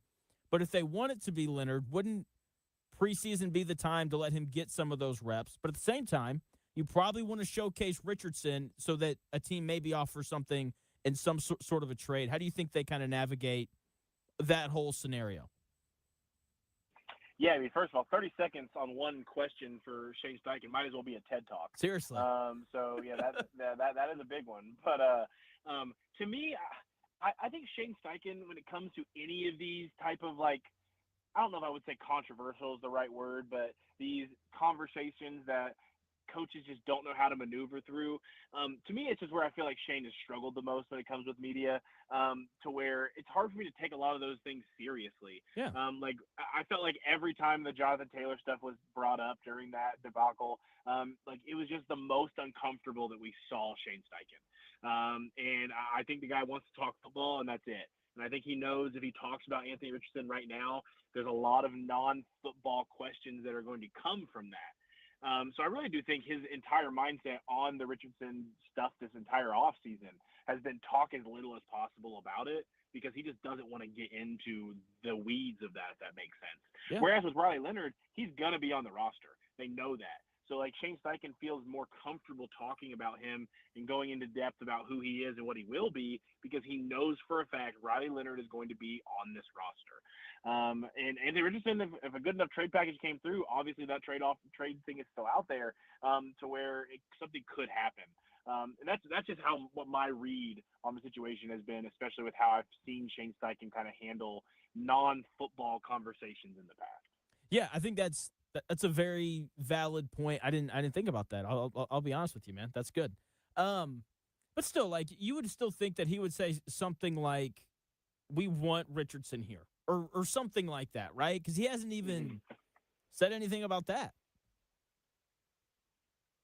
Yeah, I mean that's fair. I mean, I have wondered throughout this entire process if seeing how successful the offense was with somebody like Daniel Jones who can just move through the offense at a more efficient level instead of just relying on athletic ability as much as Richardson does, to where if kind of a switch has happened with Shane to where he's like, well, that's just not the style of quarterback that I'm going to be successful with. To where there is probably a little bit of off-puttingness of like maybe he's just not my type of quarterback. To where I could see that with Anthony Richardson for sure. I just find myself, if it came down to it and all three are on the roster come week 5, 6, and Daniel Jones needs a week off because of something going on with his leg, would they give the keys to Riley Leonard or would they go with Anthony Richardson with their jobs on the line? That's where I feel skeptical that they would give Riley Leonard the ball and say, be the starting quarterback. But I totally could be wrong. To your point, last year, it kind of felt like their jobs were on the line a little bit, and they were like, 44-year-old Philip Rivers, please, over Riley Leonard. So, to your credit, like that is a good point. How do you think they split those preseason reps then? Because I don't think we're going to see Daniel Jones play at all during the preseason. Yeah, it'll be interesting. I mean, we've had to see quarterback battles every other year of Steichen's tenure. So like how they've maneuvered the preseason has like obviously been very dependent on where they are in that quarterback battle. We're entering camp with Daniel Jones as the starter. So you would like to think that means you do not have to see much, if any, of him during the preseason, especially with him coming off the injury he's coming off of. But it does seem like Shane's the type of guy that wants to see at least a quarter of that first team offense on the field at some point. So that's my guess is we're going to see less of the starting quarterback than we have in the last couple of years just because there's no battle. But I do think we'll see him out there eventually. And I think it'll be all about whether or not they want to showcase Anthony Richardson's ability for other teams that could need a quarterback, say, knock on wood, bad injuries happen to a quarterback room around the league, or if they really do want to view it as a quarterback battle between Riley Leonard and Anthony Richardson for that backup spot. And then we'd probably see what Shane's done in years past, which is a very equal down the middle split of reps. And with Daniel Jones most likely not having to take a lot of them, that's a lot of preseason reps for both of them. It is, and I'm so fascinated to see how it goes because I don't know, like I want the best for both because when you look at the history of Daniel Jones, probably going to miss a few games, so we're probably going to see one of the two of them taking snaps at some point this year. So I hope they look good, and I hope the whole training camp cycle goes well. Last question for you, Destin, and I will let you go. So the Colts had 7 starters leave in one way or another during the offseason. Braden Smith, Michael Pittman Jr., Kwity Paye, Zaire Franklin, Jermaine Pratt, Kenny Moore, and Nick Cross. Which of those 7 guys do you think the Colts are going to miss the most? So this is like a cop-out answer. That's fine. I'm going to say multiple guys. Because I think early in the year it's going to be Braden Smith because you're just going to be throwing a new offensive lineman into the mix, right? Like you're going to see Jalen Travis most likely as that starting right tackle. They might have a little bit of a competition with Goncalves and try to mix Farmer in at right guard early. We'll see how they really maneuver that. But no matter what, there's going to be at least one new starter on the offensive line. And when you mix up the starting 5 offensive line, like everyone's job changes, if that makes sense. Braden Smith was a very steady piece on the right side. You did not have to worry about him doing his job at all times. So that's just going to dictate what everyone else is doing to kind of alter their play to that. And that's going to take time for whoever is going to be at right tackle to get up to speed. So that's going to be who I'd say early. In terms of long term, I'm just so skeptical of the edge room right now without Leatu Latu, to where it's not even that I think Kwity Paye and Samson Ebukam were these great players, but I think moving down the rotation to where there's just so much less confidence in this edge room besides Leatu Latu right now, that I think in terms of the totality of the season, like that's the room that I think is going to be hurting the most unless they make a move. That's how I feel about it as well. That edge room is like, I was going through it a couple days ago, and it's like Arden Key, rotational pass rusher for the Titans for pretty much his whole career, and Tui Wow played in 9 games for the Colts last year, and Michael Clemens is 28, and he has like 8.5 career sacks. It's just, it's a very thin room, and when you look at the free agent market, like I don't think. Look, I don't think Clowney wants to come here. It seems like he wants to go to Green Bay. Does 37-year-old Von Miller really want to come play for a Colts team that's probably not going to go to the Super Bowl? Does Hassan Reddick really want to come here? Like, I don't even know if they could add anyone in free agency, you know? Yeah, I thought all offseason it's the place you got to trade for. I think there are guys around the league and around training camp. We'll see more guys come out with these trade requests or holdouts, or like we always just see more names pop up out of nowhere that we were not expecting to be available to become available. Some of those will get traded. Some of those will get new contracts where they're at. But to me, I think the Colts have to be active in that market because hearing Chris Ballard talk about the position battle for that second starting edge rusher today, and he mentioned both day 3 draft picks from this year's class in that conversation. To me, that tells you where you are. Now, like you could say he's trying to like hype up all those guys and put so many guys in that conversation. But to me, if we're considering day 3 draft picks in this year's class as potential starters on the edge, then you probably have bigger issues than you're letting on. So to me, that's why if I was them, that'd be where I was active in trying to make that trade for somebody. Yeah, like you said, there will be guys who are looking for extensions that, like you said, it may not come to. For example, Vita Vea would love him to come here. I know he's on an edge, but that'd be great. Just to add a little bit of beef there in the middle. So, do you have a plan on when you'll have your first Substack article out? Yeah, the plan right now is that the first one will be out on Monday. We'll see if anything crazy happens this week, and I decide to push it a little earlier to this weekend. But this weekend, my launch will happen. I will post where everyone can find my written content for this year. I also have some plans for video / podcast realm as well. So if you're just out there really needing to listen to my annoying voice for this cold season, don't you worry. It's going to be out there somewhere. Sounds good. Sounds good. Destin, thanks for your time, man. No problem at all. Thanks, Jonathan. See, that is Destin Adams. Check him out on X at the Destin Adams to stay up to date on all things Colts. He'll let takes fly. It's great. It's great. So, Colts camp starts up tomorrow. I want to talk about Chris Ballard. Chris Ballard in this, apparently if he was offered a contract extension, he wouldn't sign it. All that hooey. I've got my thoughts on that and more on Chris Ballard's potential contract extension in 3 minutes.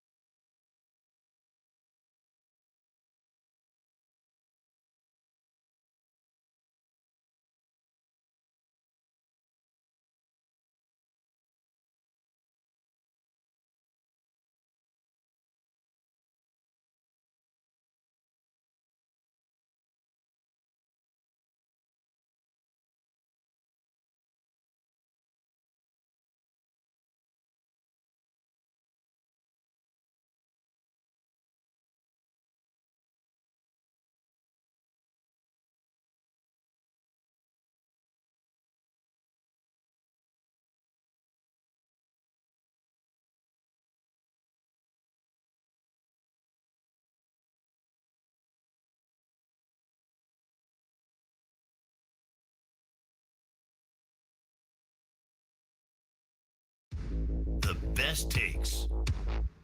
Maybe. The Real Jonathan Smith Show on Indy Sports Ticket 1430 AM, 93.9 HD2, and always on the free Indy Sports Ticket app. Big thanks to Destin Adams for joining us in that last segment, talking about Colts camp, some of the various things that we should all be paying attention to when they started up tomorrow. Welcome into the Real Jonathan Smith Show here on Indy Sports Ticket. Thanks for tuning in. No matter how you're tuning in, we're giving away Holiday World tickets here in about 30 minutes. Chris, what should our trivia topic be on the day? We haven't discussed this. I don't know. We did like Colts rookies yesterday. Let's see. I don't know. Let me think about that. Let's just go the Colts in general. That's fine. We'll keep it relatively easy. Maybe. Just kidding. So, Chris Ballard, is he going to get a contract extension? This is the dreaded question. The answer is so clearly obvious. Like, it should be no, but he is back for his 10th year, and he met with Indianapolis Colts media earlier today, and he was asked specifically, what's up with your contract situation? Are you expecting an extension? Here's what Chris Ballard had to say on whether or not he expects a contract extension offer at some point during camp. No. I wouldn't do one. Why not? I'm in the last year of my deal. We need to win. Chris Ballard, why are you like this?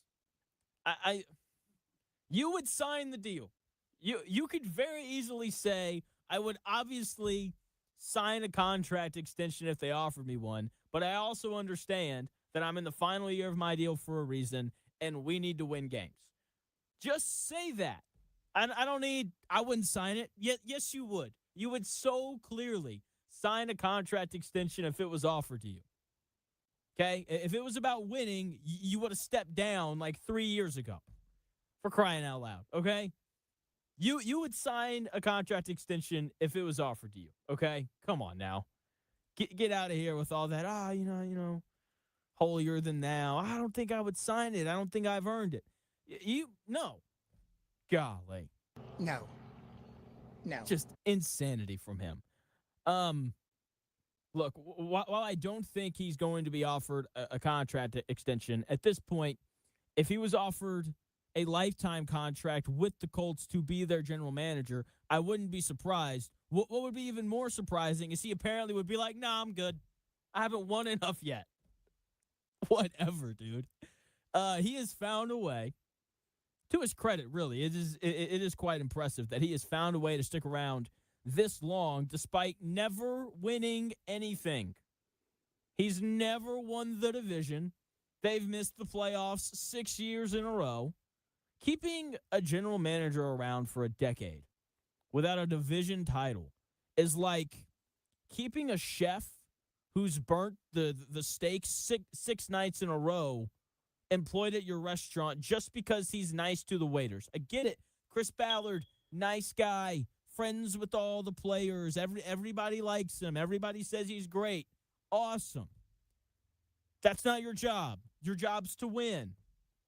Okay, I'm sure that, he's going to find a way to be back next year as well. He's like a cockroach. You just can't kill this guy. It's amazing. Okay? I am firmly in the boat, if you can't tell, that it is time for us to move on from Chris Ballard. Okay? Again, he's a nice guy, but he couldn't get it done here. And by get it done, I mean consistently win playoff games. He's won one. We're going into year 10, and he's won one playoff game. Believe it or not, that is what successful franchises do. They make the playoffs. They then win a couple of games. And if you're lucky, or you have a generational quarterback, you may get to hoist a Lombardi trophy or two. The Colts haven't been anywhere close to that standard during the time that Chris Ballard has been here. Yet, Chris Ballard is still here. He's in the final year of his contract. And I think this impacts everything. Like when you're not locked in as being the general manager long term, I think it's tougher to then offer contract extensions. Like Carly Gordon is likely more involved right now since their current general manager isn't guaranteed to be here next year. Think about it this way. Would you let a tenant whose lease expires in 2 months knock down a wall in your house? Of course not. Or at least I would hope you wouldn't let them do that.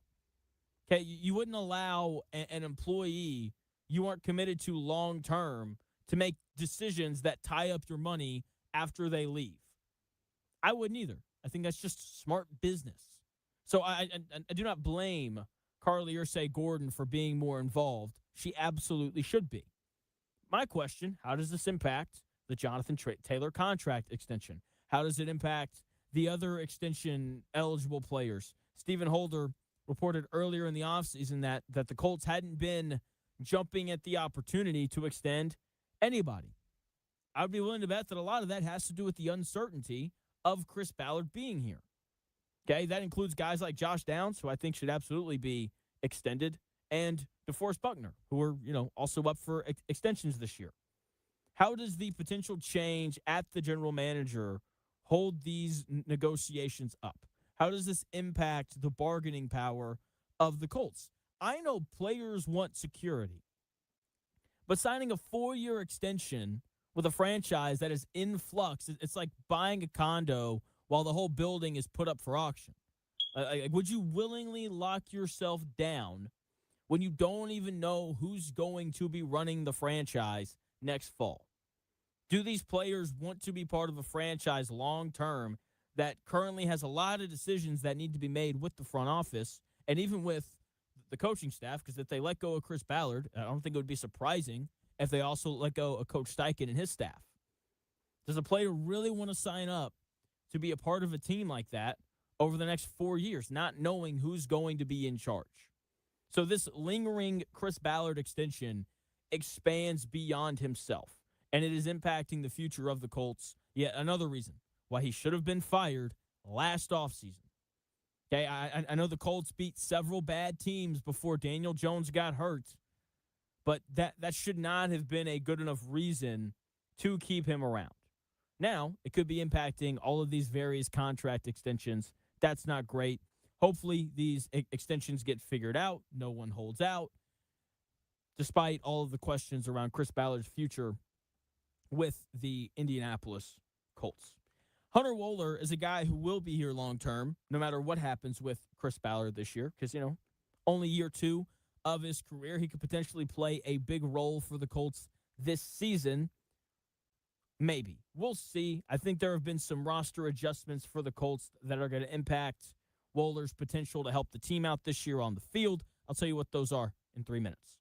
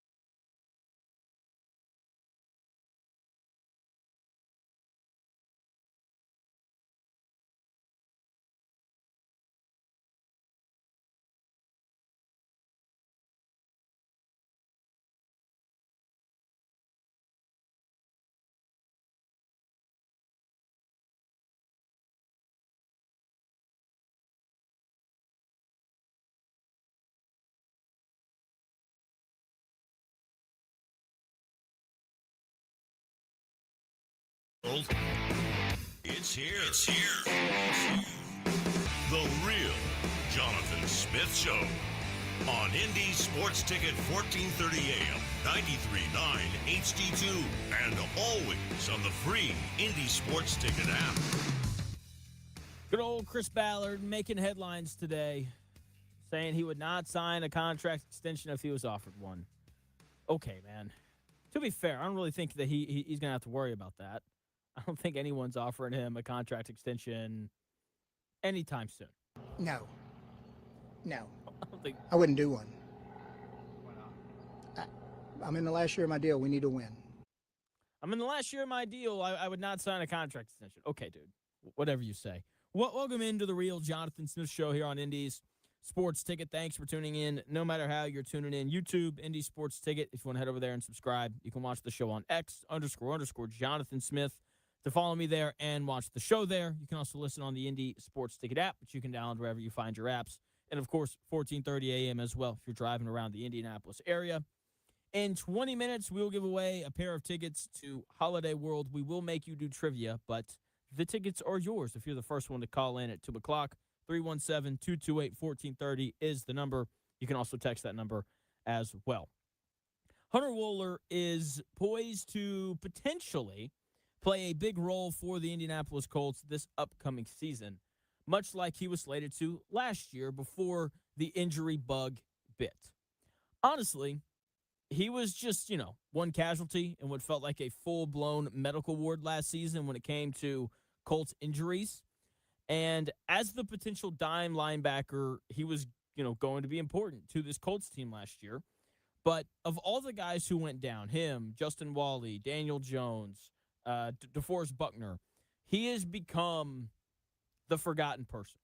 Okay, this team looks completely different now, though.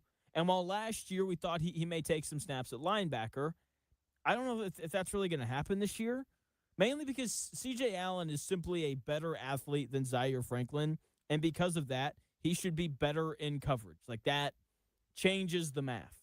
Are they even going to need like a true dime linebacker with the addition of C.J. Allen?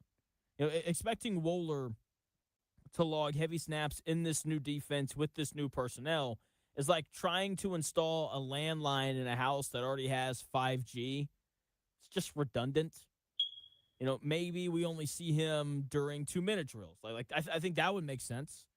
Probably going to have a little bit better stamina because he's just a smaller player than C.J. Allen. He can cover well in that dime linebacker role. Like, that to me would make sense. But I'm not convinced that the market for his skill set is quite as big as it was last summer. He's a good player, it seems like, but he was a 7th-round pick for a reason. He was a 7th-round pick at safety. They talked about shifting down to linebacker for a reason. He is essentially a Swiss Army knife, can play linebacker or strong safety. Super handy, really nice to have in your pocket, but it's not the primary tool that you build a shed with. Okay? Could he push A.J. Halsey for some reps on the back end? Maybe. I think that's certainly possible. But believing the front office sees Wohler as like a starting strong safety, it's like buying a brand new sports car when you already think the old sedan in the driveway is dynamic. If they truly thought that Wohler was the guy, they wouldn't have drafted A.J. Halsey. And look, they shouldn't have assumed that Wohler was the guy. He's a 7th-round pick for crying out loud. Okay, I think at best, I think Wohler is insurance at backup safety and a core special teamer that we see play dime linebacker in the 2-minute drill. I think that's what we're going to see from him this year. If we're seeing him on the field for 50 snaps a game on defense, that's not a feature. That's a distress signal. It means that the injury bug is biting again, or it means that A.J. Halsey isn't quite ready for prime time because, the Colts, 1 o'clock prime time, baby. Can't wait. And I highly doubt that it's the latter, given how much Lou Anarumo was raving about A.J. Halsey during minicamp. So Wohler is definitely worth keeping an eye on during camp and preseason games. But I think he's mainly going to run with the 2s instead of the 1s. That being said, maybe he comes back from his injury and he's awesome, revved up and ready to go. So we'll see how it goes. But I think Hunter Wohler mainly going to be a reserve this year, which is a good thing. Like, Jonathan, why is that a good thing? Because 7th-round picks should not be starters. The fact that the Colts are going to be relying on, potentially, relying on 2 7th-round picks in this year's draft class, not great. Not a great feeling, you know? Like, Seth McGowan and Deion Burks are both playing heavy snaps for the Colts offense. That's not a good sign. You don't want 7th-round picks on the field, oftentimes. Okay? We talked about this yesterday with Caden Curry and George Gums. Like, they're both day 3 picks. We just had Destin Adams on. I thought he highlighted this well. If you have day 3 picks in the mix for, like, real reps, that's a problem. That needs to be fixed. So maybe there's a trade out there that emerges for the Colts. I say that they trade Anthony Richardson for Vita Vea. That's, not fair at all, but that would be great. So we'll see what this Colts team kind of does, because there are certainly moves that still need to be made for a general manager who, is in the last year of his deal and does not plan on signing an extension, apparently. Chris, how good of a start do you think the Colts would have to get off to for them to offer Ballard an extension? How good of a start? Yeah, like if the Colts started 5-0, not going to happen. But if they started 5-0, do you think they'd offer him an extension? Man, I don't know. I don't think, even at 5-0, I don't think so. Because we were in that boat last year in some sense, and we saw how that turned out. Good point. I think maybe like 8-0 or 9-0. So here's the thing. Maybe consider it. Even at that point, I'm not giving a guy a contract. Here's why I said 5-0. If you start 5-0, you have wins over Baltimore, on the road against the Chiefs, the Texans, Washington in London, and on the road against Pittsburgh. Like those are 5. Like those are potentially 5. Those are 5 teams that are capable of making the playoffs. This is true, and yeah, that would be impressive if they went 5-0. But in the long run, in the big picture, they still have like the 9th or 10th easiest schedule of the season. I think it's really? like 9, 10, right in that area, 10, 11, something like that.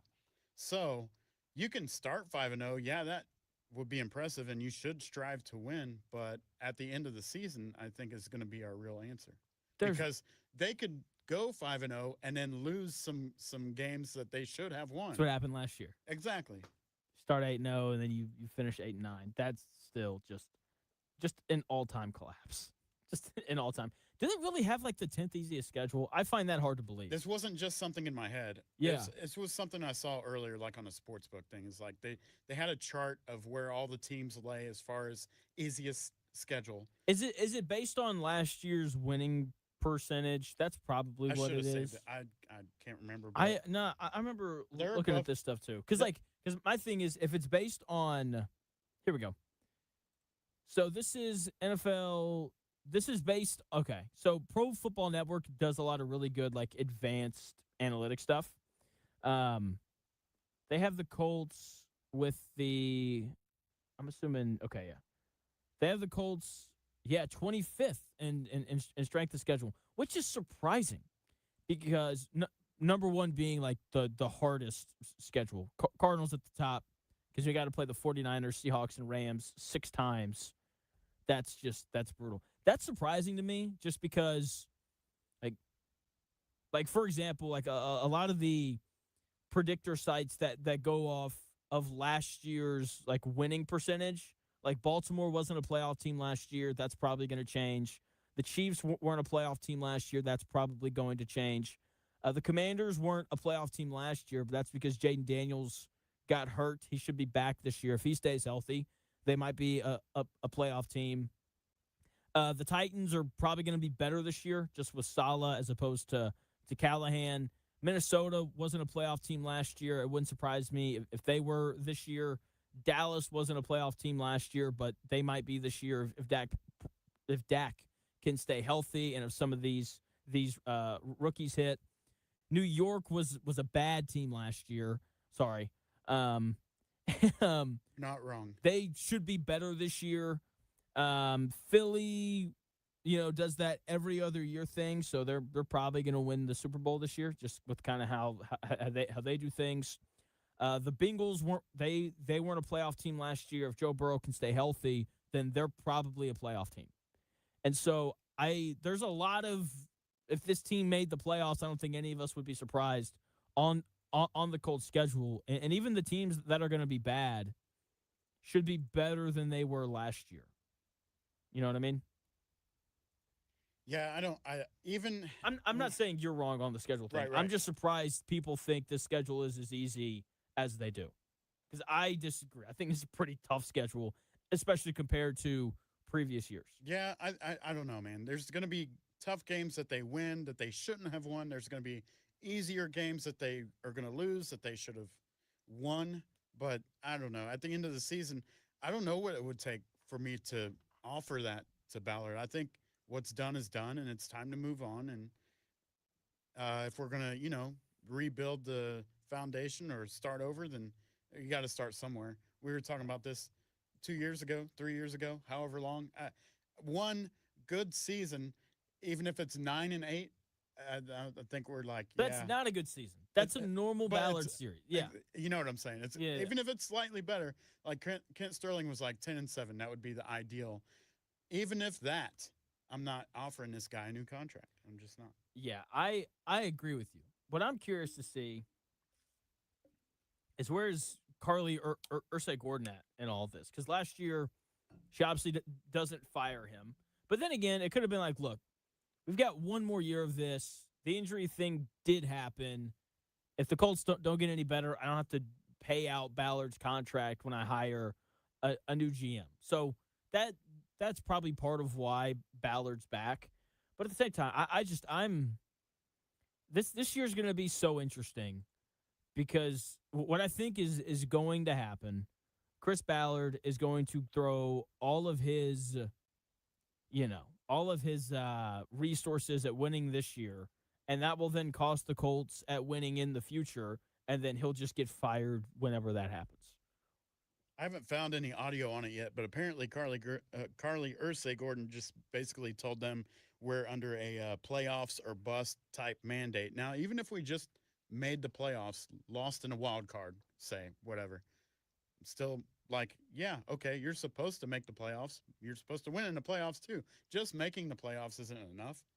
I'm still, even to that point, not giving this guy a contract. I'm just done. Trust me, I am right there with you. Because, like, seriously, like, if you go and you win one playoff game, even if you I take that back. If you make the playoffs and then you get blown out, because that's what I think we're looking at. I think best case, Colts go 11-6, and they win a playoff game. If that happens and you want to bring Ballard back, I think that's fine. But 10-7, play the Bills in the first round, lose 35-10. Done. Yeah. Might as well not have even made the playoffs. Seriously. But let's say that they made it and finished 11-6, and they did offer him. What kind of contract do you think? Is this like a couple years extension? Is it a 5-year extension? I would want it short. I would want like two years, preferably 3 years at the max. I think if you went over 3, that would be like why are we offering this guy a contract extension that is longer than the number of playoff games that we've won in this time here? Because if they win one this year, it'll be 2. Good point. So well said. We will we'll see how it goes. I think Carly Ursay Gordon has a good grip on things.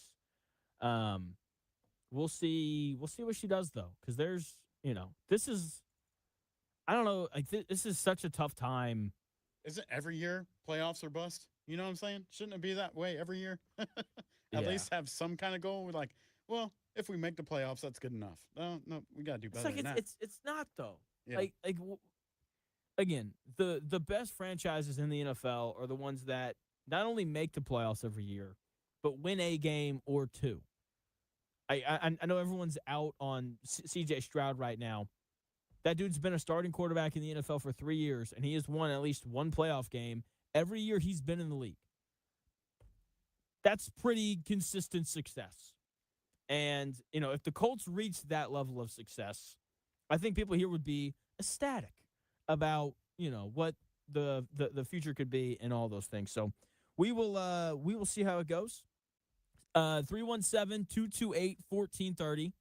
That is the number if you want to call in for your chance to win not one but two tickets to Holiday World, free drinks, free parking. You're going to have a great time. Call in 317-228-1430. We have some easy trivia today on the Indianapolis Colts, and we'll make you do that for the tickets. But if you're a Colts fan, you should get all of these right. If you're a Colts fan and you miss any one of these, I will be disappointed in you.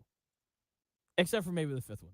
Fifth one's kind of tough. But anyway, 317-228-1430. Call in now for your chance to win a couple of tickets to Holiday World. Chris has your sports update. We will give those tickets away at 2 o'clock. Thanks, Jonathan. Here's a few stories still talking about this hour. It's obviously Media Day out at Grand Park. Colts training camp gets started this week. Keep it locked right here on The Real Jonathan Smith Show for all the latest sound and press conferences. Well, as long as it's worth it, we'll bring it to you. Daniel Jones expected to be a full participant in training camp, and Anthony Richardson still a Colt for now. We'll see what happens there. Alec Pierce starting the camp on the PUP list. We'll also keep an eye on that. The Indiana Fever are in Seattle tonight to face the Storm. That happens at 9:30 our time. If you want to check that out, that'll be on ESPN. And the Indiana Pacers have leaked images of the official Nike Statement Edition jerseys. These are the gold jerseys with the blue vertical pinstripes from like the early 2000s. It's a throwback dedication to the Reggie Miller era. I know I like those jerseys. I hope you like them too. But that's what's trending this hour. More of The Real Jonathan Smith Show in about 4 minutes on Indy Sports Ticket 1430.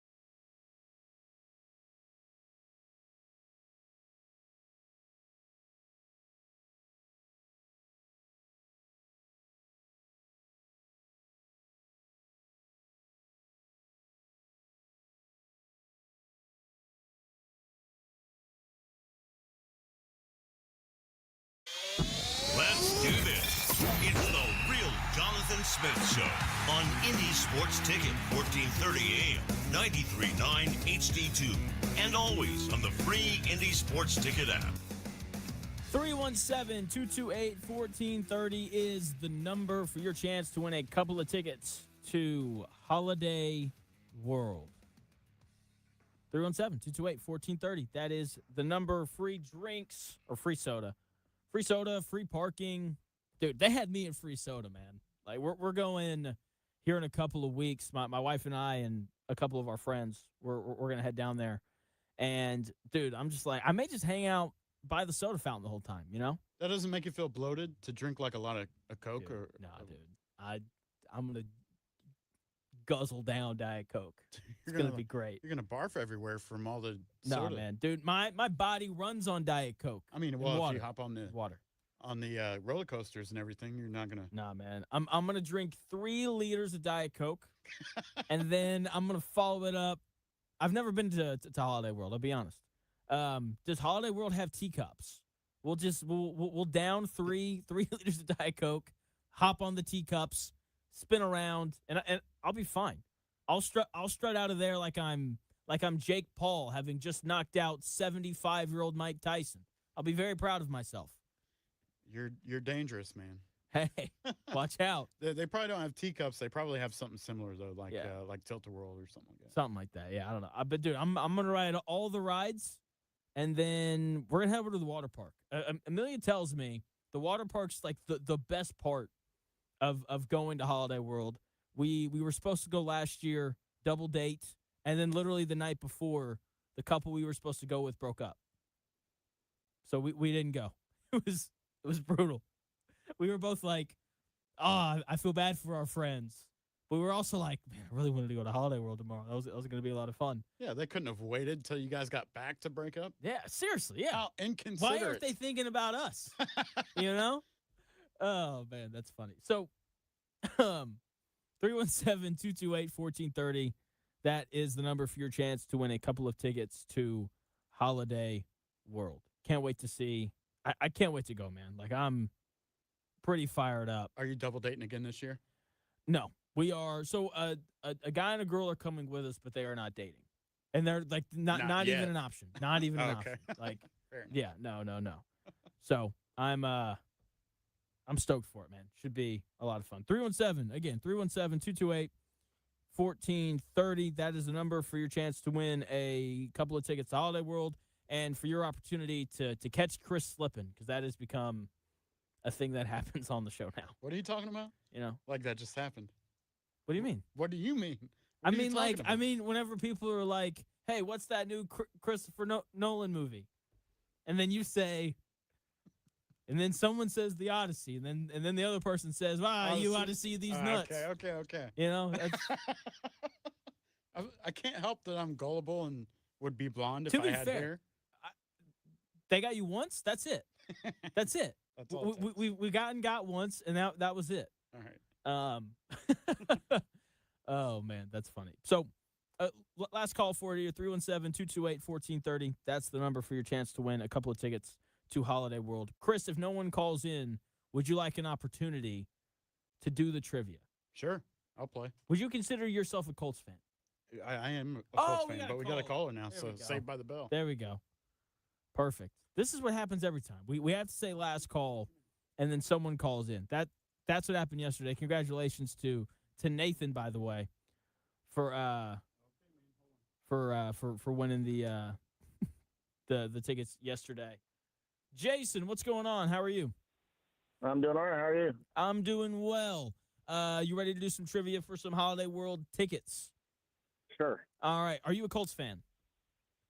Yes. Okay. You should get all of these then. I would hope at least.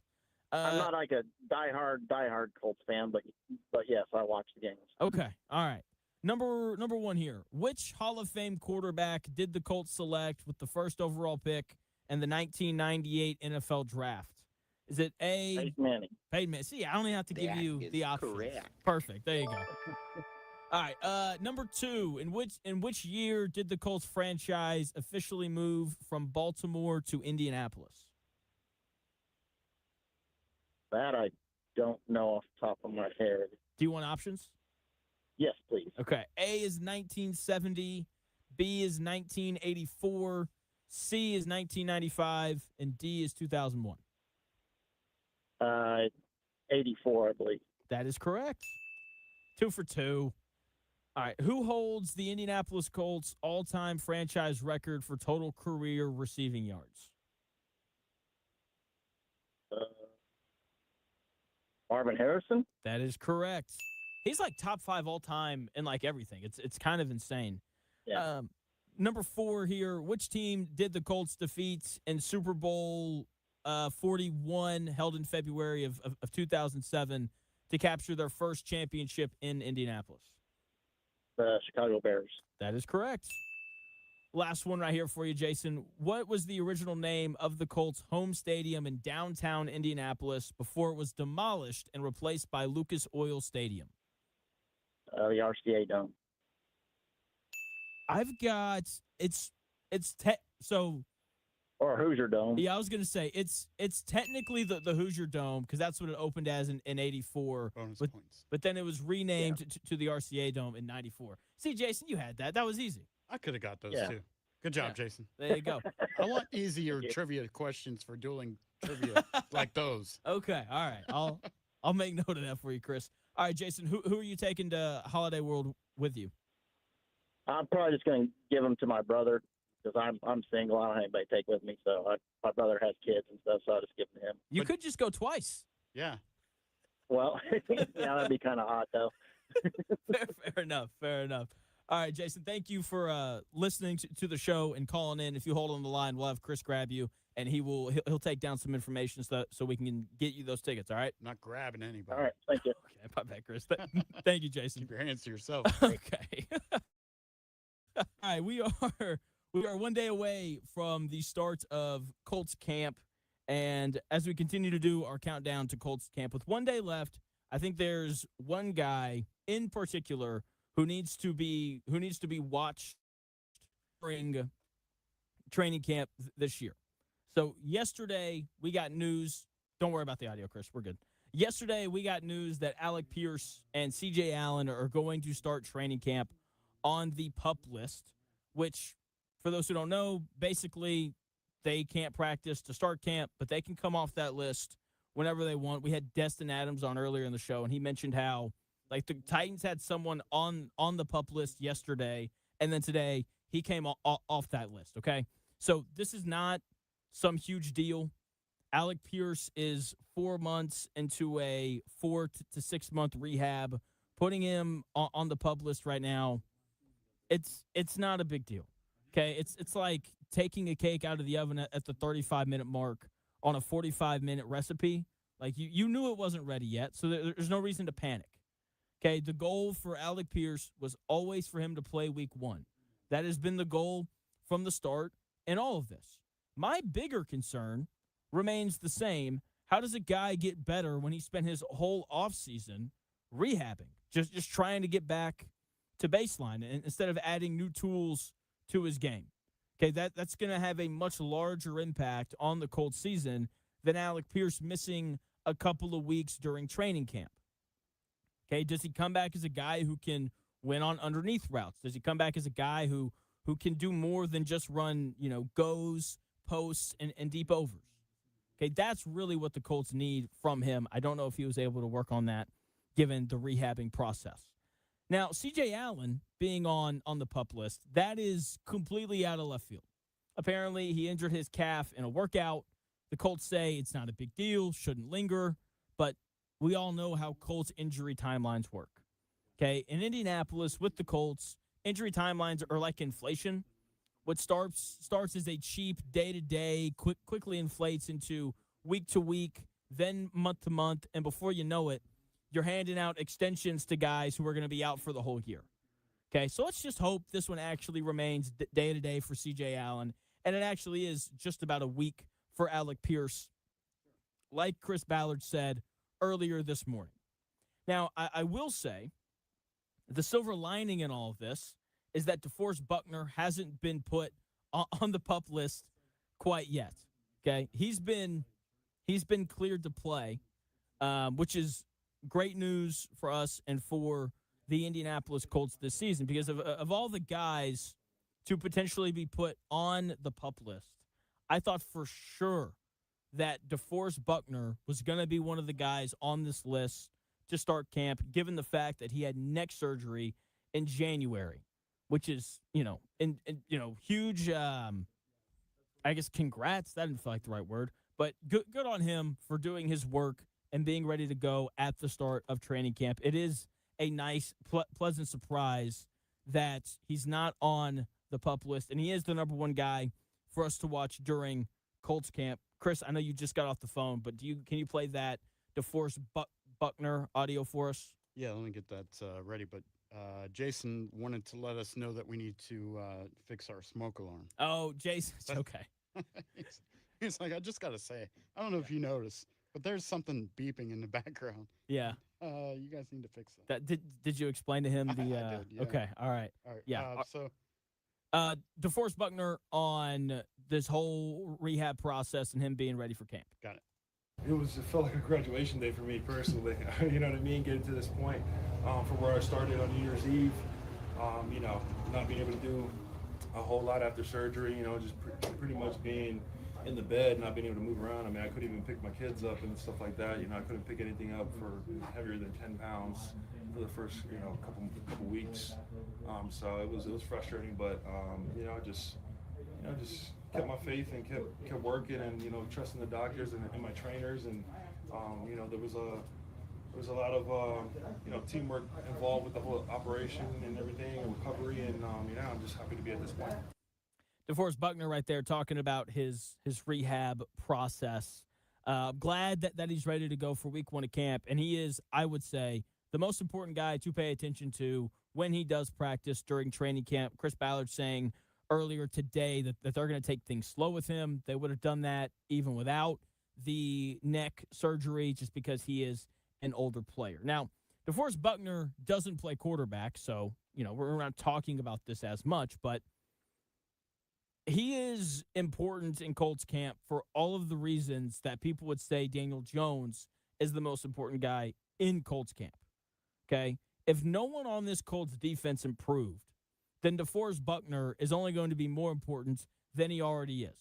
How does he look coming off of the neck surgery? For Daniel Jones, how does he look coming off of the Achilles? How is DeForest Buckner's back going to hold up? For Daniel Jones, how is his leg going to hold up?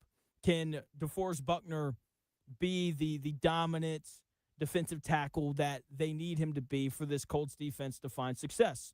Can Daniel Jones be as good as he was the first 8 games of last season?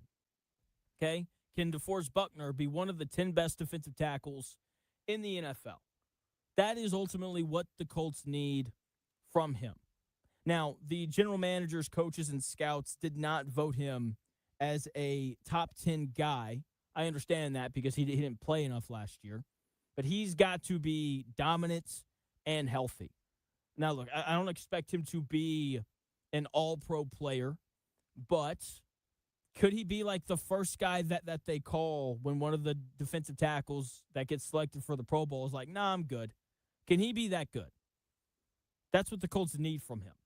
Okay, DeForest Buckner is the load-bearing pillar of this defense. If Daniel Jones is the engine of the offense, Buckner is the transmission of the defense. If either one breaks, the whole vehicle is going to grind to a halt, and the Colts are going to lose a bunch of games in a row. Everything on the Colts offense hinges on Daniel Jones. Everything on the Colts defense hinges on DeForest Buckner. He's their second best pass rusher behind Leatu Latu.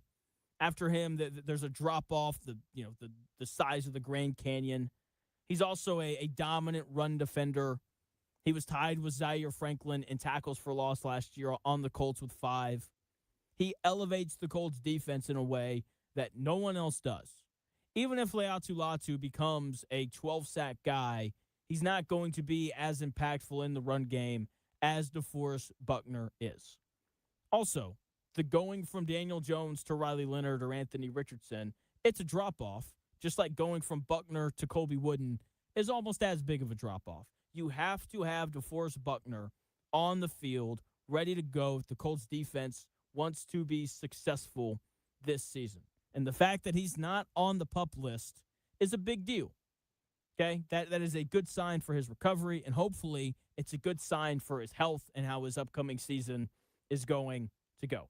Congratulations to Jason for winning our pair of tickets to Holiday World. We will give away 2 more tomorrow. Don't know what time yet. But the preseason quarterback battle between Riley Leonard and Anthony Richardson, I find to be very fascinating. Daniel Jones is absolutely the starter. Leonard and AR will be battling to see who the backup is. It's going to be Riley Leonard. But how do they balance preseason reps when they're trying to trade Anthony Richardson? I'll tell you how I think that they're going to do it in 3 minutes.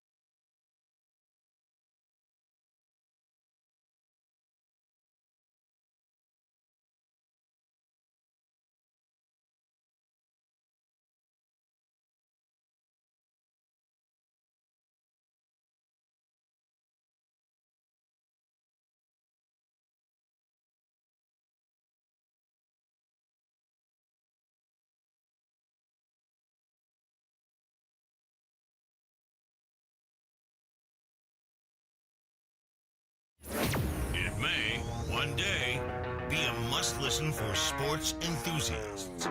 Yeah, and monkeys might fly out of my butt. The Real Jonathan Smith Show on Indy Sports Ticket 1430 AM, 93.9 HD2, and always on the free Indy Sports Ticket app. Colts camp starts up tomorrow. A lot of position battles going on here during this upcoming camp. You got position battles at, edge rusher. You've got position battles at wide receiver, backup quarterback, and so on. So the backup quarterback one is the one that's going to get the most publicity because, I don't know, if you want to go viral, just say quarterback battle. And everyone's like, oh, where? It's like a fight in high school.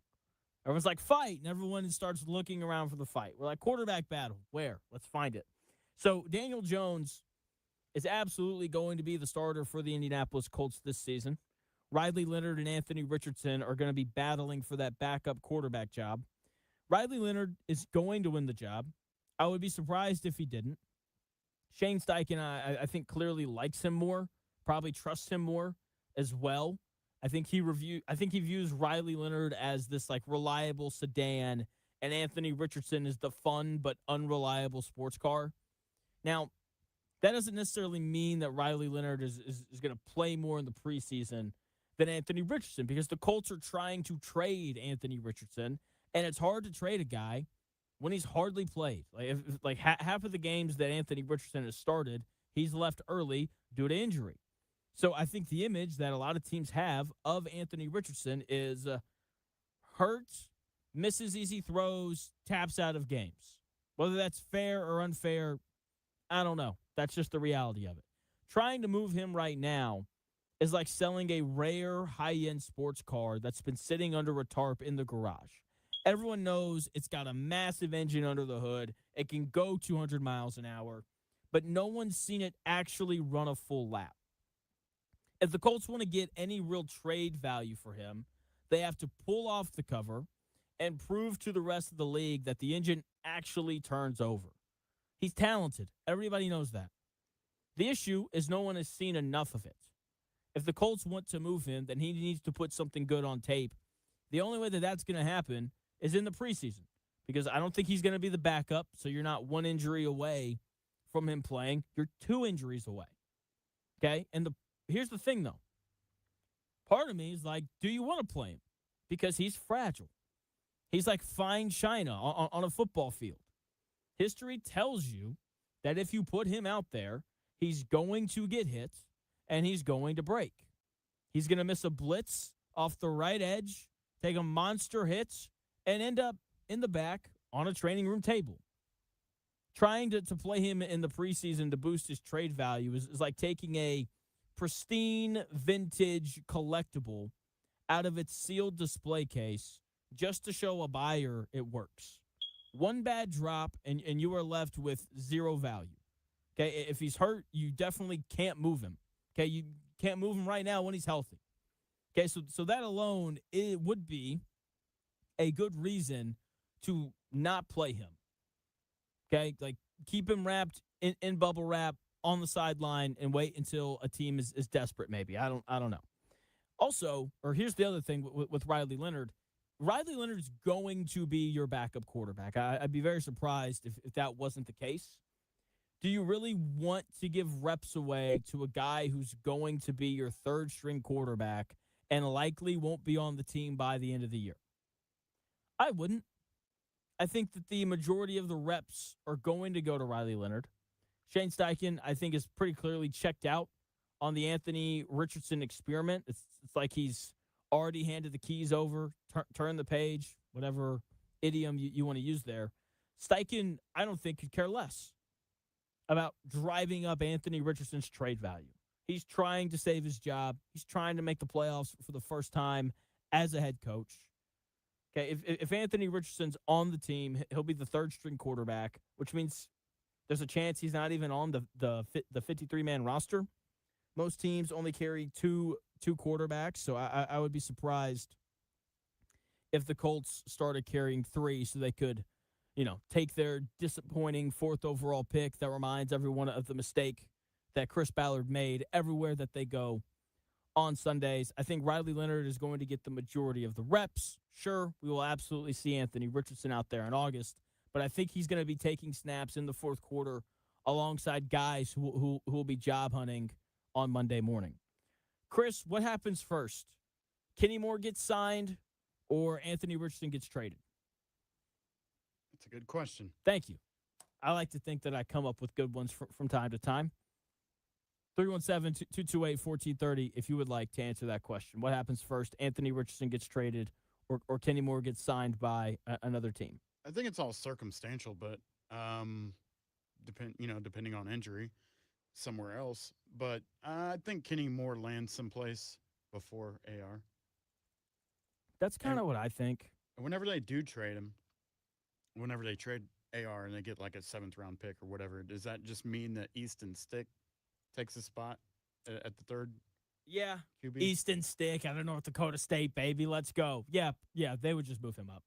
Got it. So, which, I think if the desired outcome is we do not see whoever winds up being the third-string quarterback for the Indianapolis Colts this year. Because, I don't know, man. Daniel Jones, because,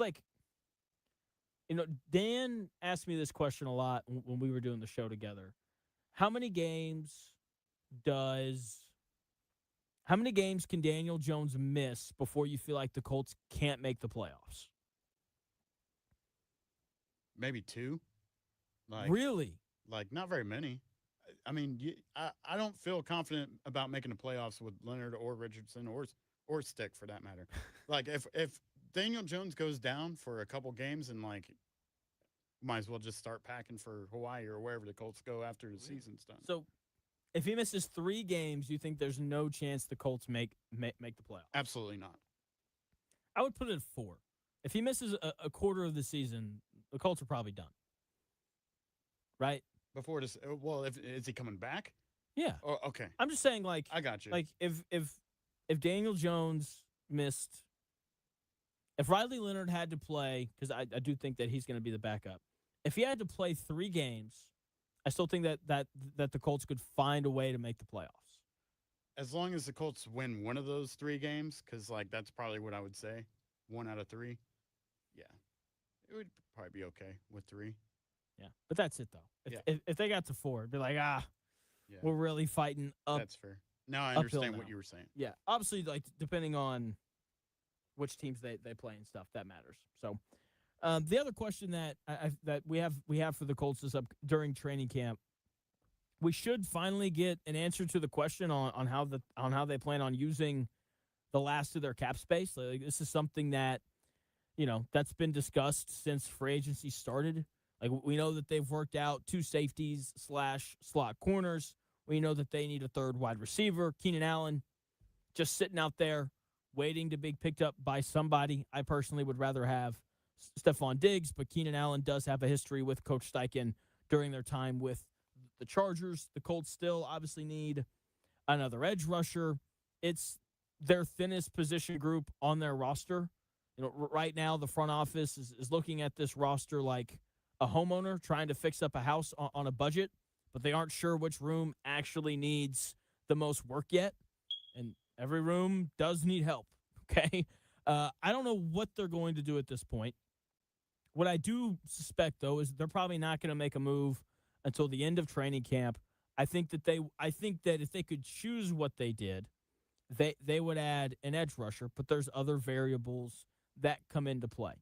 The problem is the Colts have to answer a health question. If Ashton Doolin gets hurt, they're probably going to need to go and pick up a wide receiver. If Jalen Tuimoloau or Arden Key gets hurt, edge rusher, absolutely. Okay, the other problem is they don't know when Alec Pierce is going to be ready to play. They don't know how a lot of these guys are going to develop or look. They don't know if Ashton Doolin, Nick Westbrook-Akine, or Deion Burks are going to stand out during camp. They don't know if A.J. Halsey and Justin Wally are going to look comfortable running with the ones. There are just too many variables to blindly go out and grab a guy. Trying to blindly throw cash at a free agent right now for the Colts would be like buying an expensive suit before you know your exact measurements. Okay, I think the Colts want to wait and see what everything looks like together. Okay, like how does all of this look on the same field?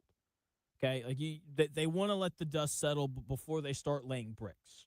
Okay, maybe Jalen Tuimoloau shows up to camp and is improved by leaps and bounds.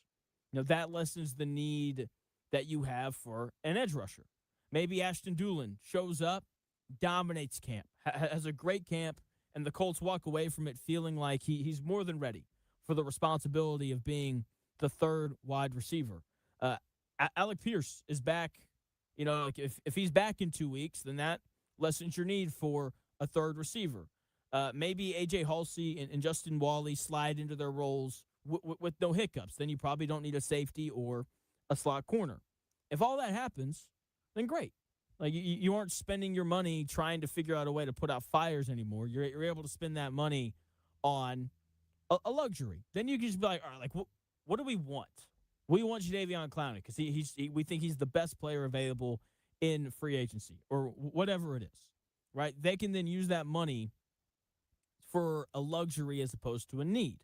Okay, if only two of them happen, then they know where that money needs to go. Like if Ashton Doolin shows up and he and Westbrook Akine and Deion Burks just don't look ready for the wide receiver 3 workload, okay, then go get Keenan Allen. Maybe Tuimoloau and Arden Key show up and they're worse than we thought. Okay, then go get an edge rusher. Okay, there's no hurry on spending the money. Like the free agents that are available, the majority of them will still be available at the end of camp. The question then becomes, would 37-year-old Von Miller or Hassan Reddick want to come play for the Colts? Would Keenan Allen, who's never won a Super Bowl, or Stephon Diggs, who's never won a Super Bowl, want to come play for the Colts, a team that's probably not going to the Super Bowl? Okay, these are all the questions that have to be answered, and they should be answered in the next few weeks. To get back to the quarterbacks of this Indianapolis Colts roster, I am intrigued to see how conservative the Colts are going to be with Daniel Jones, who was just cleared for full activity after rehabbing his Achilles all offseason. We'll talk about how much of Daniel Jones we'll see in 3 minutes.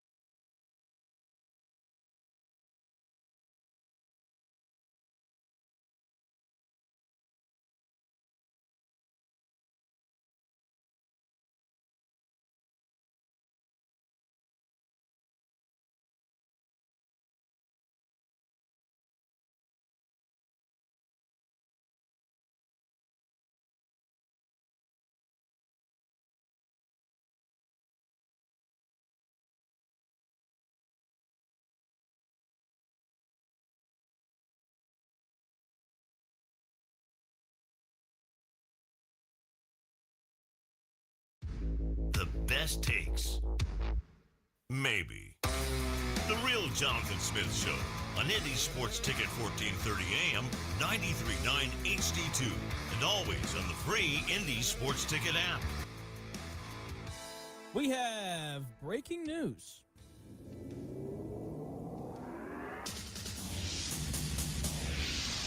As of 2 minutes ago, Shams reports that Draymond Green has returned to the Warriors on a 1-year, $27 million deal. You know what's crazy?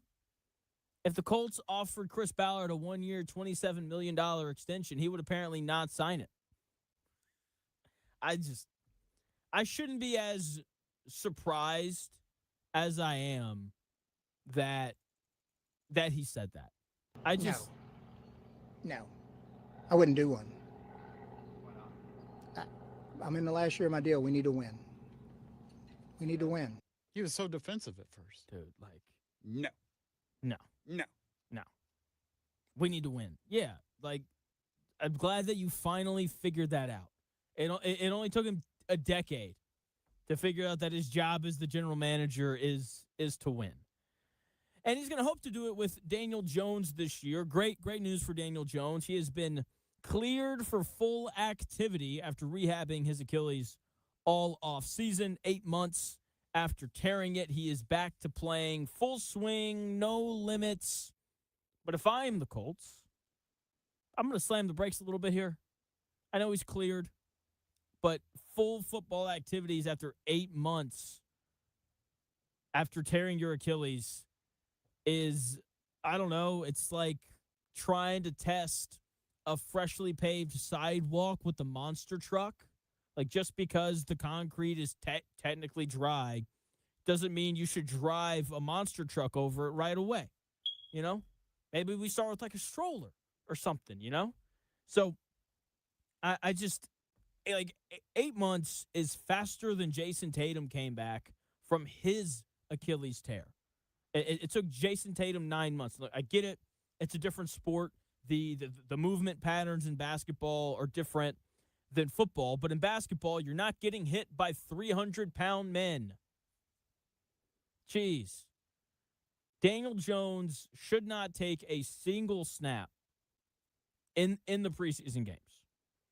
When they have their joint practices, let him rip it. Give him every snap in their joint practices against the Falcons and the Patriots. Because in those practices, he will be wearing that red "Don't Touch Me" jersey. It's like putting a bulletproof glass dome over him.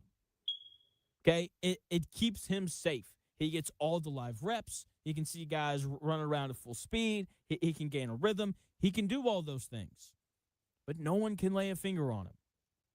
Leave the preseason game snaps to Riley Leonard and Anthony Richardson. Let the young guys play crash test dummy. Okay, we already know Daniel Jones is going to participate in 11-on-11s during Colts camp. Between that and the reps that he will get during joint practices with the Patriots and the Falcons, he will get more than enough time to shake off the rust. Also, let's not act like this guy hasn't been throwing. Okay, he was running 7-on-7s during minicamp. Okay, he's good to go. Okay, but every single rep that he takes needs to come with that red "Don't Touch Me" jersey on. Throwing Daniel Jones into a live preseason game right now is like test driving a newly restored classic car in a demolition derby. It's an unnecessary flex with catastrophic downside and very little upside. Okay, the last thing you want is for your season to end before it even gets started. Because, yes, Daniel Jones has been cleared to play, but all that means is that he's past the point in his rehab where you don't have to worry about him re-tearing the Achilles as easily. Okay? Like, he still probably needs strength in that leg. And if you don't believe me, let's just look at the Jason Tatum scenario. He was cleared to resume basketball activities, and we found out after the season was over that his calf muscle and the surrounding areas of his Achilles were only 80%. The muscle size was only 80% of what it was before he tore his Achilles. So being cleared to play and being at 100%, those are not the same thing. Okay, and we want Daniel Jones as close to 100% as possible when he starts taking hits in September. The quickest way to take the whole year is by allowing Daniel Jones to take a live hit in August. There's just nothing good that can come of it. That wouldn't just end the season. It would trigger a full-blown front office nuclear launch. It would be an end of the Chris Ballard era. He wouldn't have an opportunity to reject a potential extension. It would likely be the end of Shane Steichen, and it would be the end of Daniel Jones in Indianapolis. Here is Colts left tackle Bernard Ryman talking about Daniel Jones rehabbing his Achilles. I could actually firsthand, see him in the training room get better, even though when nobody's watching. That most people leave town, most people do whatever. But he was in there doing the dirty work every single morning, and he's the first one in the training room. So it's great seeing how he never gave up or anything. He never took it easy. Bernard Ryman is a player that I really like. That was him right there talking about Daniel Jones and his commitment to rehab. There are certain things that I just think are a given. One of those things was Daniel Jones attacking his rehab really hard. The Colts gave him a 2-year extension over the offseason. And if you look at some of the finer details of it, it would not be difficult at all for the Colts to cut Daniel Jones at the end of this season. Of course he rehabbed all the way back. Of course he showed up early every single day. When you were fighting for your starting job in the NFL, fighting for your career in some sense, I just kind of expect for guys to show up early and do the things that you just kind of expect for guys to do in those scenarios. So good for Daniel Jones. I'm glad that he, I'm glad that he was able to rehab. But come on, I don't want to pat people on the back for doing the absolute bare minimum. I mean, insane stuff here. Insane stuff. All right. So Draymond Green will be a Golden State Warrior next year. What a bummer.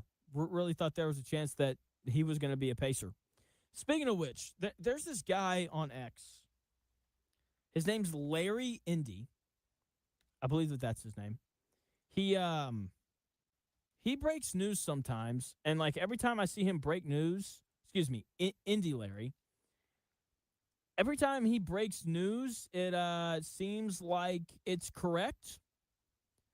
For example, he broke Lucas Prock to Indiana and all these things. So he just dropped that the Pacers are going to play on Christmas Day, which is a big deal.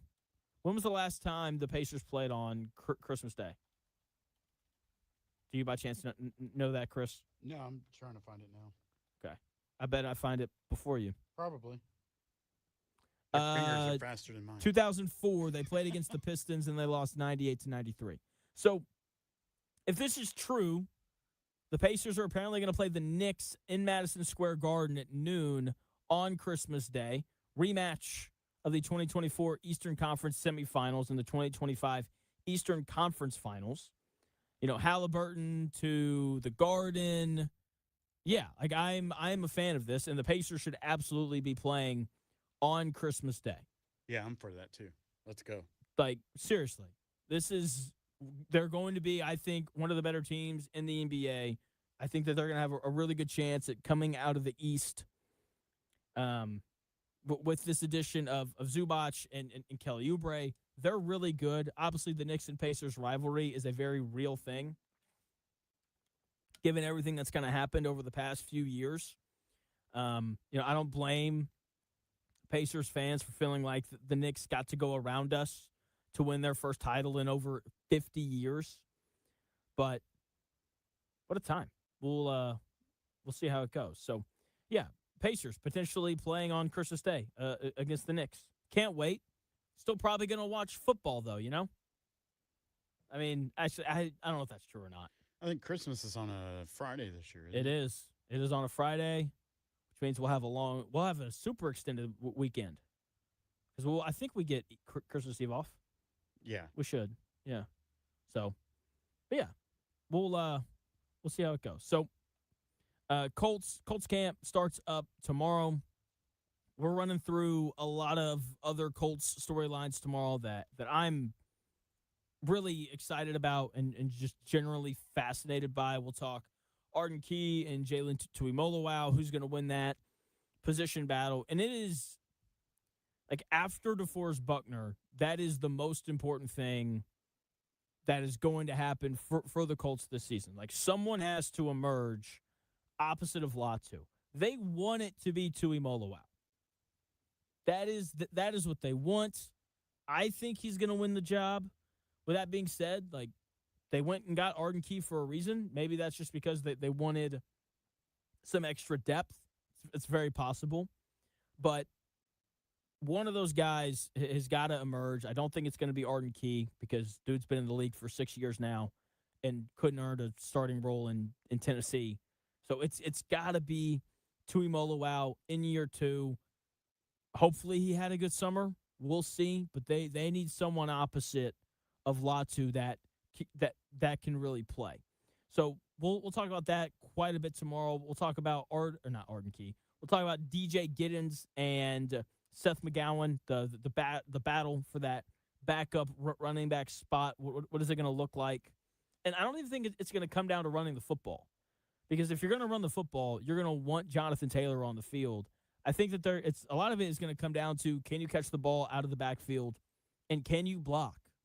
Can you pick up, blitzes as a running back? So we'll talk through that a little bit. We'll talk about Ashton Doolin, why I think he's going to be the Colts wide receiver 3, even though Westbrook-Akine has much more experience in the NFL as like an actual wide receiver compared to Ashton Doolin. I know people are clamoring for Deion Burks, kind of hoping that he's going to be the guy. No way. I would be nothing short of stunned if he found a way to be the starting wide receiver 3. Like, I get it. He's super athletic and explosive, but he was drafted in the 7th round for a reason. So we'll get into that tomorrow. And then we'll talk Anthony Richardson trades. And, of course, which of the 7 starters from last year that are gone, which of them will the Colts miss the most? Probably Michael Pittman. But I'm going to sit down tonight and kind of work through all of that. So very excited about the show tomorrow. Also very excited to find out what we learned today on the Real Jonathan Smith Show. All right, class. What did we learn today? That music is good stuff. It is. Very catchy. This has been the Carbonation Feels Good on My Throat edition of the Real Jonathan Smith Show. And today we learned that if you make plans with a significant other to go to Holiday World, make sure you wait until after you go to break up with them so that you don't miss out on the free sodies. That's right. Free soda, man. We learned that, in studio, we learned that NFL Network reporter Jane Slater and Steven Tyler from Aerosmith probably eat at the same restaurants. Oh, jeez. Yeah, off the air, Chris was saying that Jane Slater has a really big mouth. And I was like, that's true. And then he said she looks like, what's his name? You said Steven? No, Steven Tyler. Steven Tyler. From Aerosmith. And I was oh, that's true as well. Okay. You know who he is, right? Yes. Yeah, he used to judge on American Idol. Okay. I didn't know that. But yep. Okay. Well, yeah, you can do a lot when you have a big mouth, I guess. I don't know. Woo, that's hot. All right. We also learned that if Daniel Jones misses more than 3 games this year, then we're probably counting the Colts out of the playoff contention. Probably. Yeah. Which sucks. Yeah. Like, I don't know. I mean, unless, Phillip Rivers wants to come back and sling the pill around a little bit more. Let's hope that doesn't happen. We learned that Chris Ballard could have a near flawless season and a playoff win, and we'd still only consider about a 2-year extension at GM. Yeah, I still can't believe he said that. And that's being generous. I'm still baffled that he said that. Okay. If they offered me an extension, I wouldn't sign it. Okay, dude. Whatever. We learned that people only call in for Holiday World tickets when Jonathan says, last call. Seriously, man. I remember being a bartender. That's how it was, too. You'd say last call, and all of a sudden, everybody wanted something. That's the key phrase. Just say last call. So at the beginning now. Eventually, we got to a point where we didn't say that. We just closed the bar. Right. We learned that today's Colts trivia for caller Jason is probably the first time Jonathan has had questions that I knew all the answers to. That'll never happen again. I don't know about that. And then we learned that Jonathan thinks it's hilarious when people try to, quote, get one over on me. Like It Odyssey. is funny. You know it's funny. All right. But that's what we learned today, unless you learned other stuff. It is funny. I'm trying to think, man. Don't what? tease me too much because I'm gullible. Oh, okay. I try to focus. Oh, man. No, it's, it's funny. You take it well. Oh, jeez. All right, that'll do it here on the Real Jonathan Smith Show. Thank you so much for tuning in, no matter how you tuned in. YouTube, Indie Sports Ticket. If you want to head over there and subscribe, that would be, we would really appreciate it if you did that, trying to get more people watching over on YouTube. You can also watch the show on X__Jonathan Smith to follow me there and watch the show there. You can also listen on the Indie Sports Ticket app, which you can download wherever you find your apps. And, of course, 14:30 a.m. as well if you're driving around the Indianapolis area. Colts camp starts tomorrow. This is the place to be for all things Colts camp related. We will start the show at noon, continuing to talk through some of these storylines. And I haven't asked him yet, but hopefully we can get Zach Hicks on tomorrow to talk about the start of Colts camp. That all starting at noon tomorrow. We will talk to you then. See ya. No.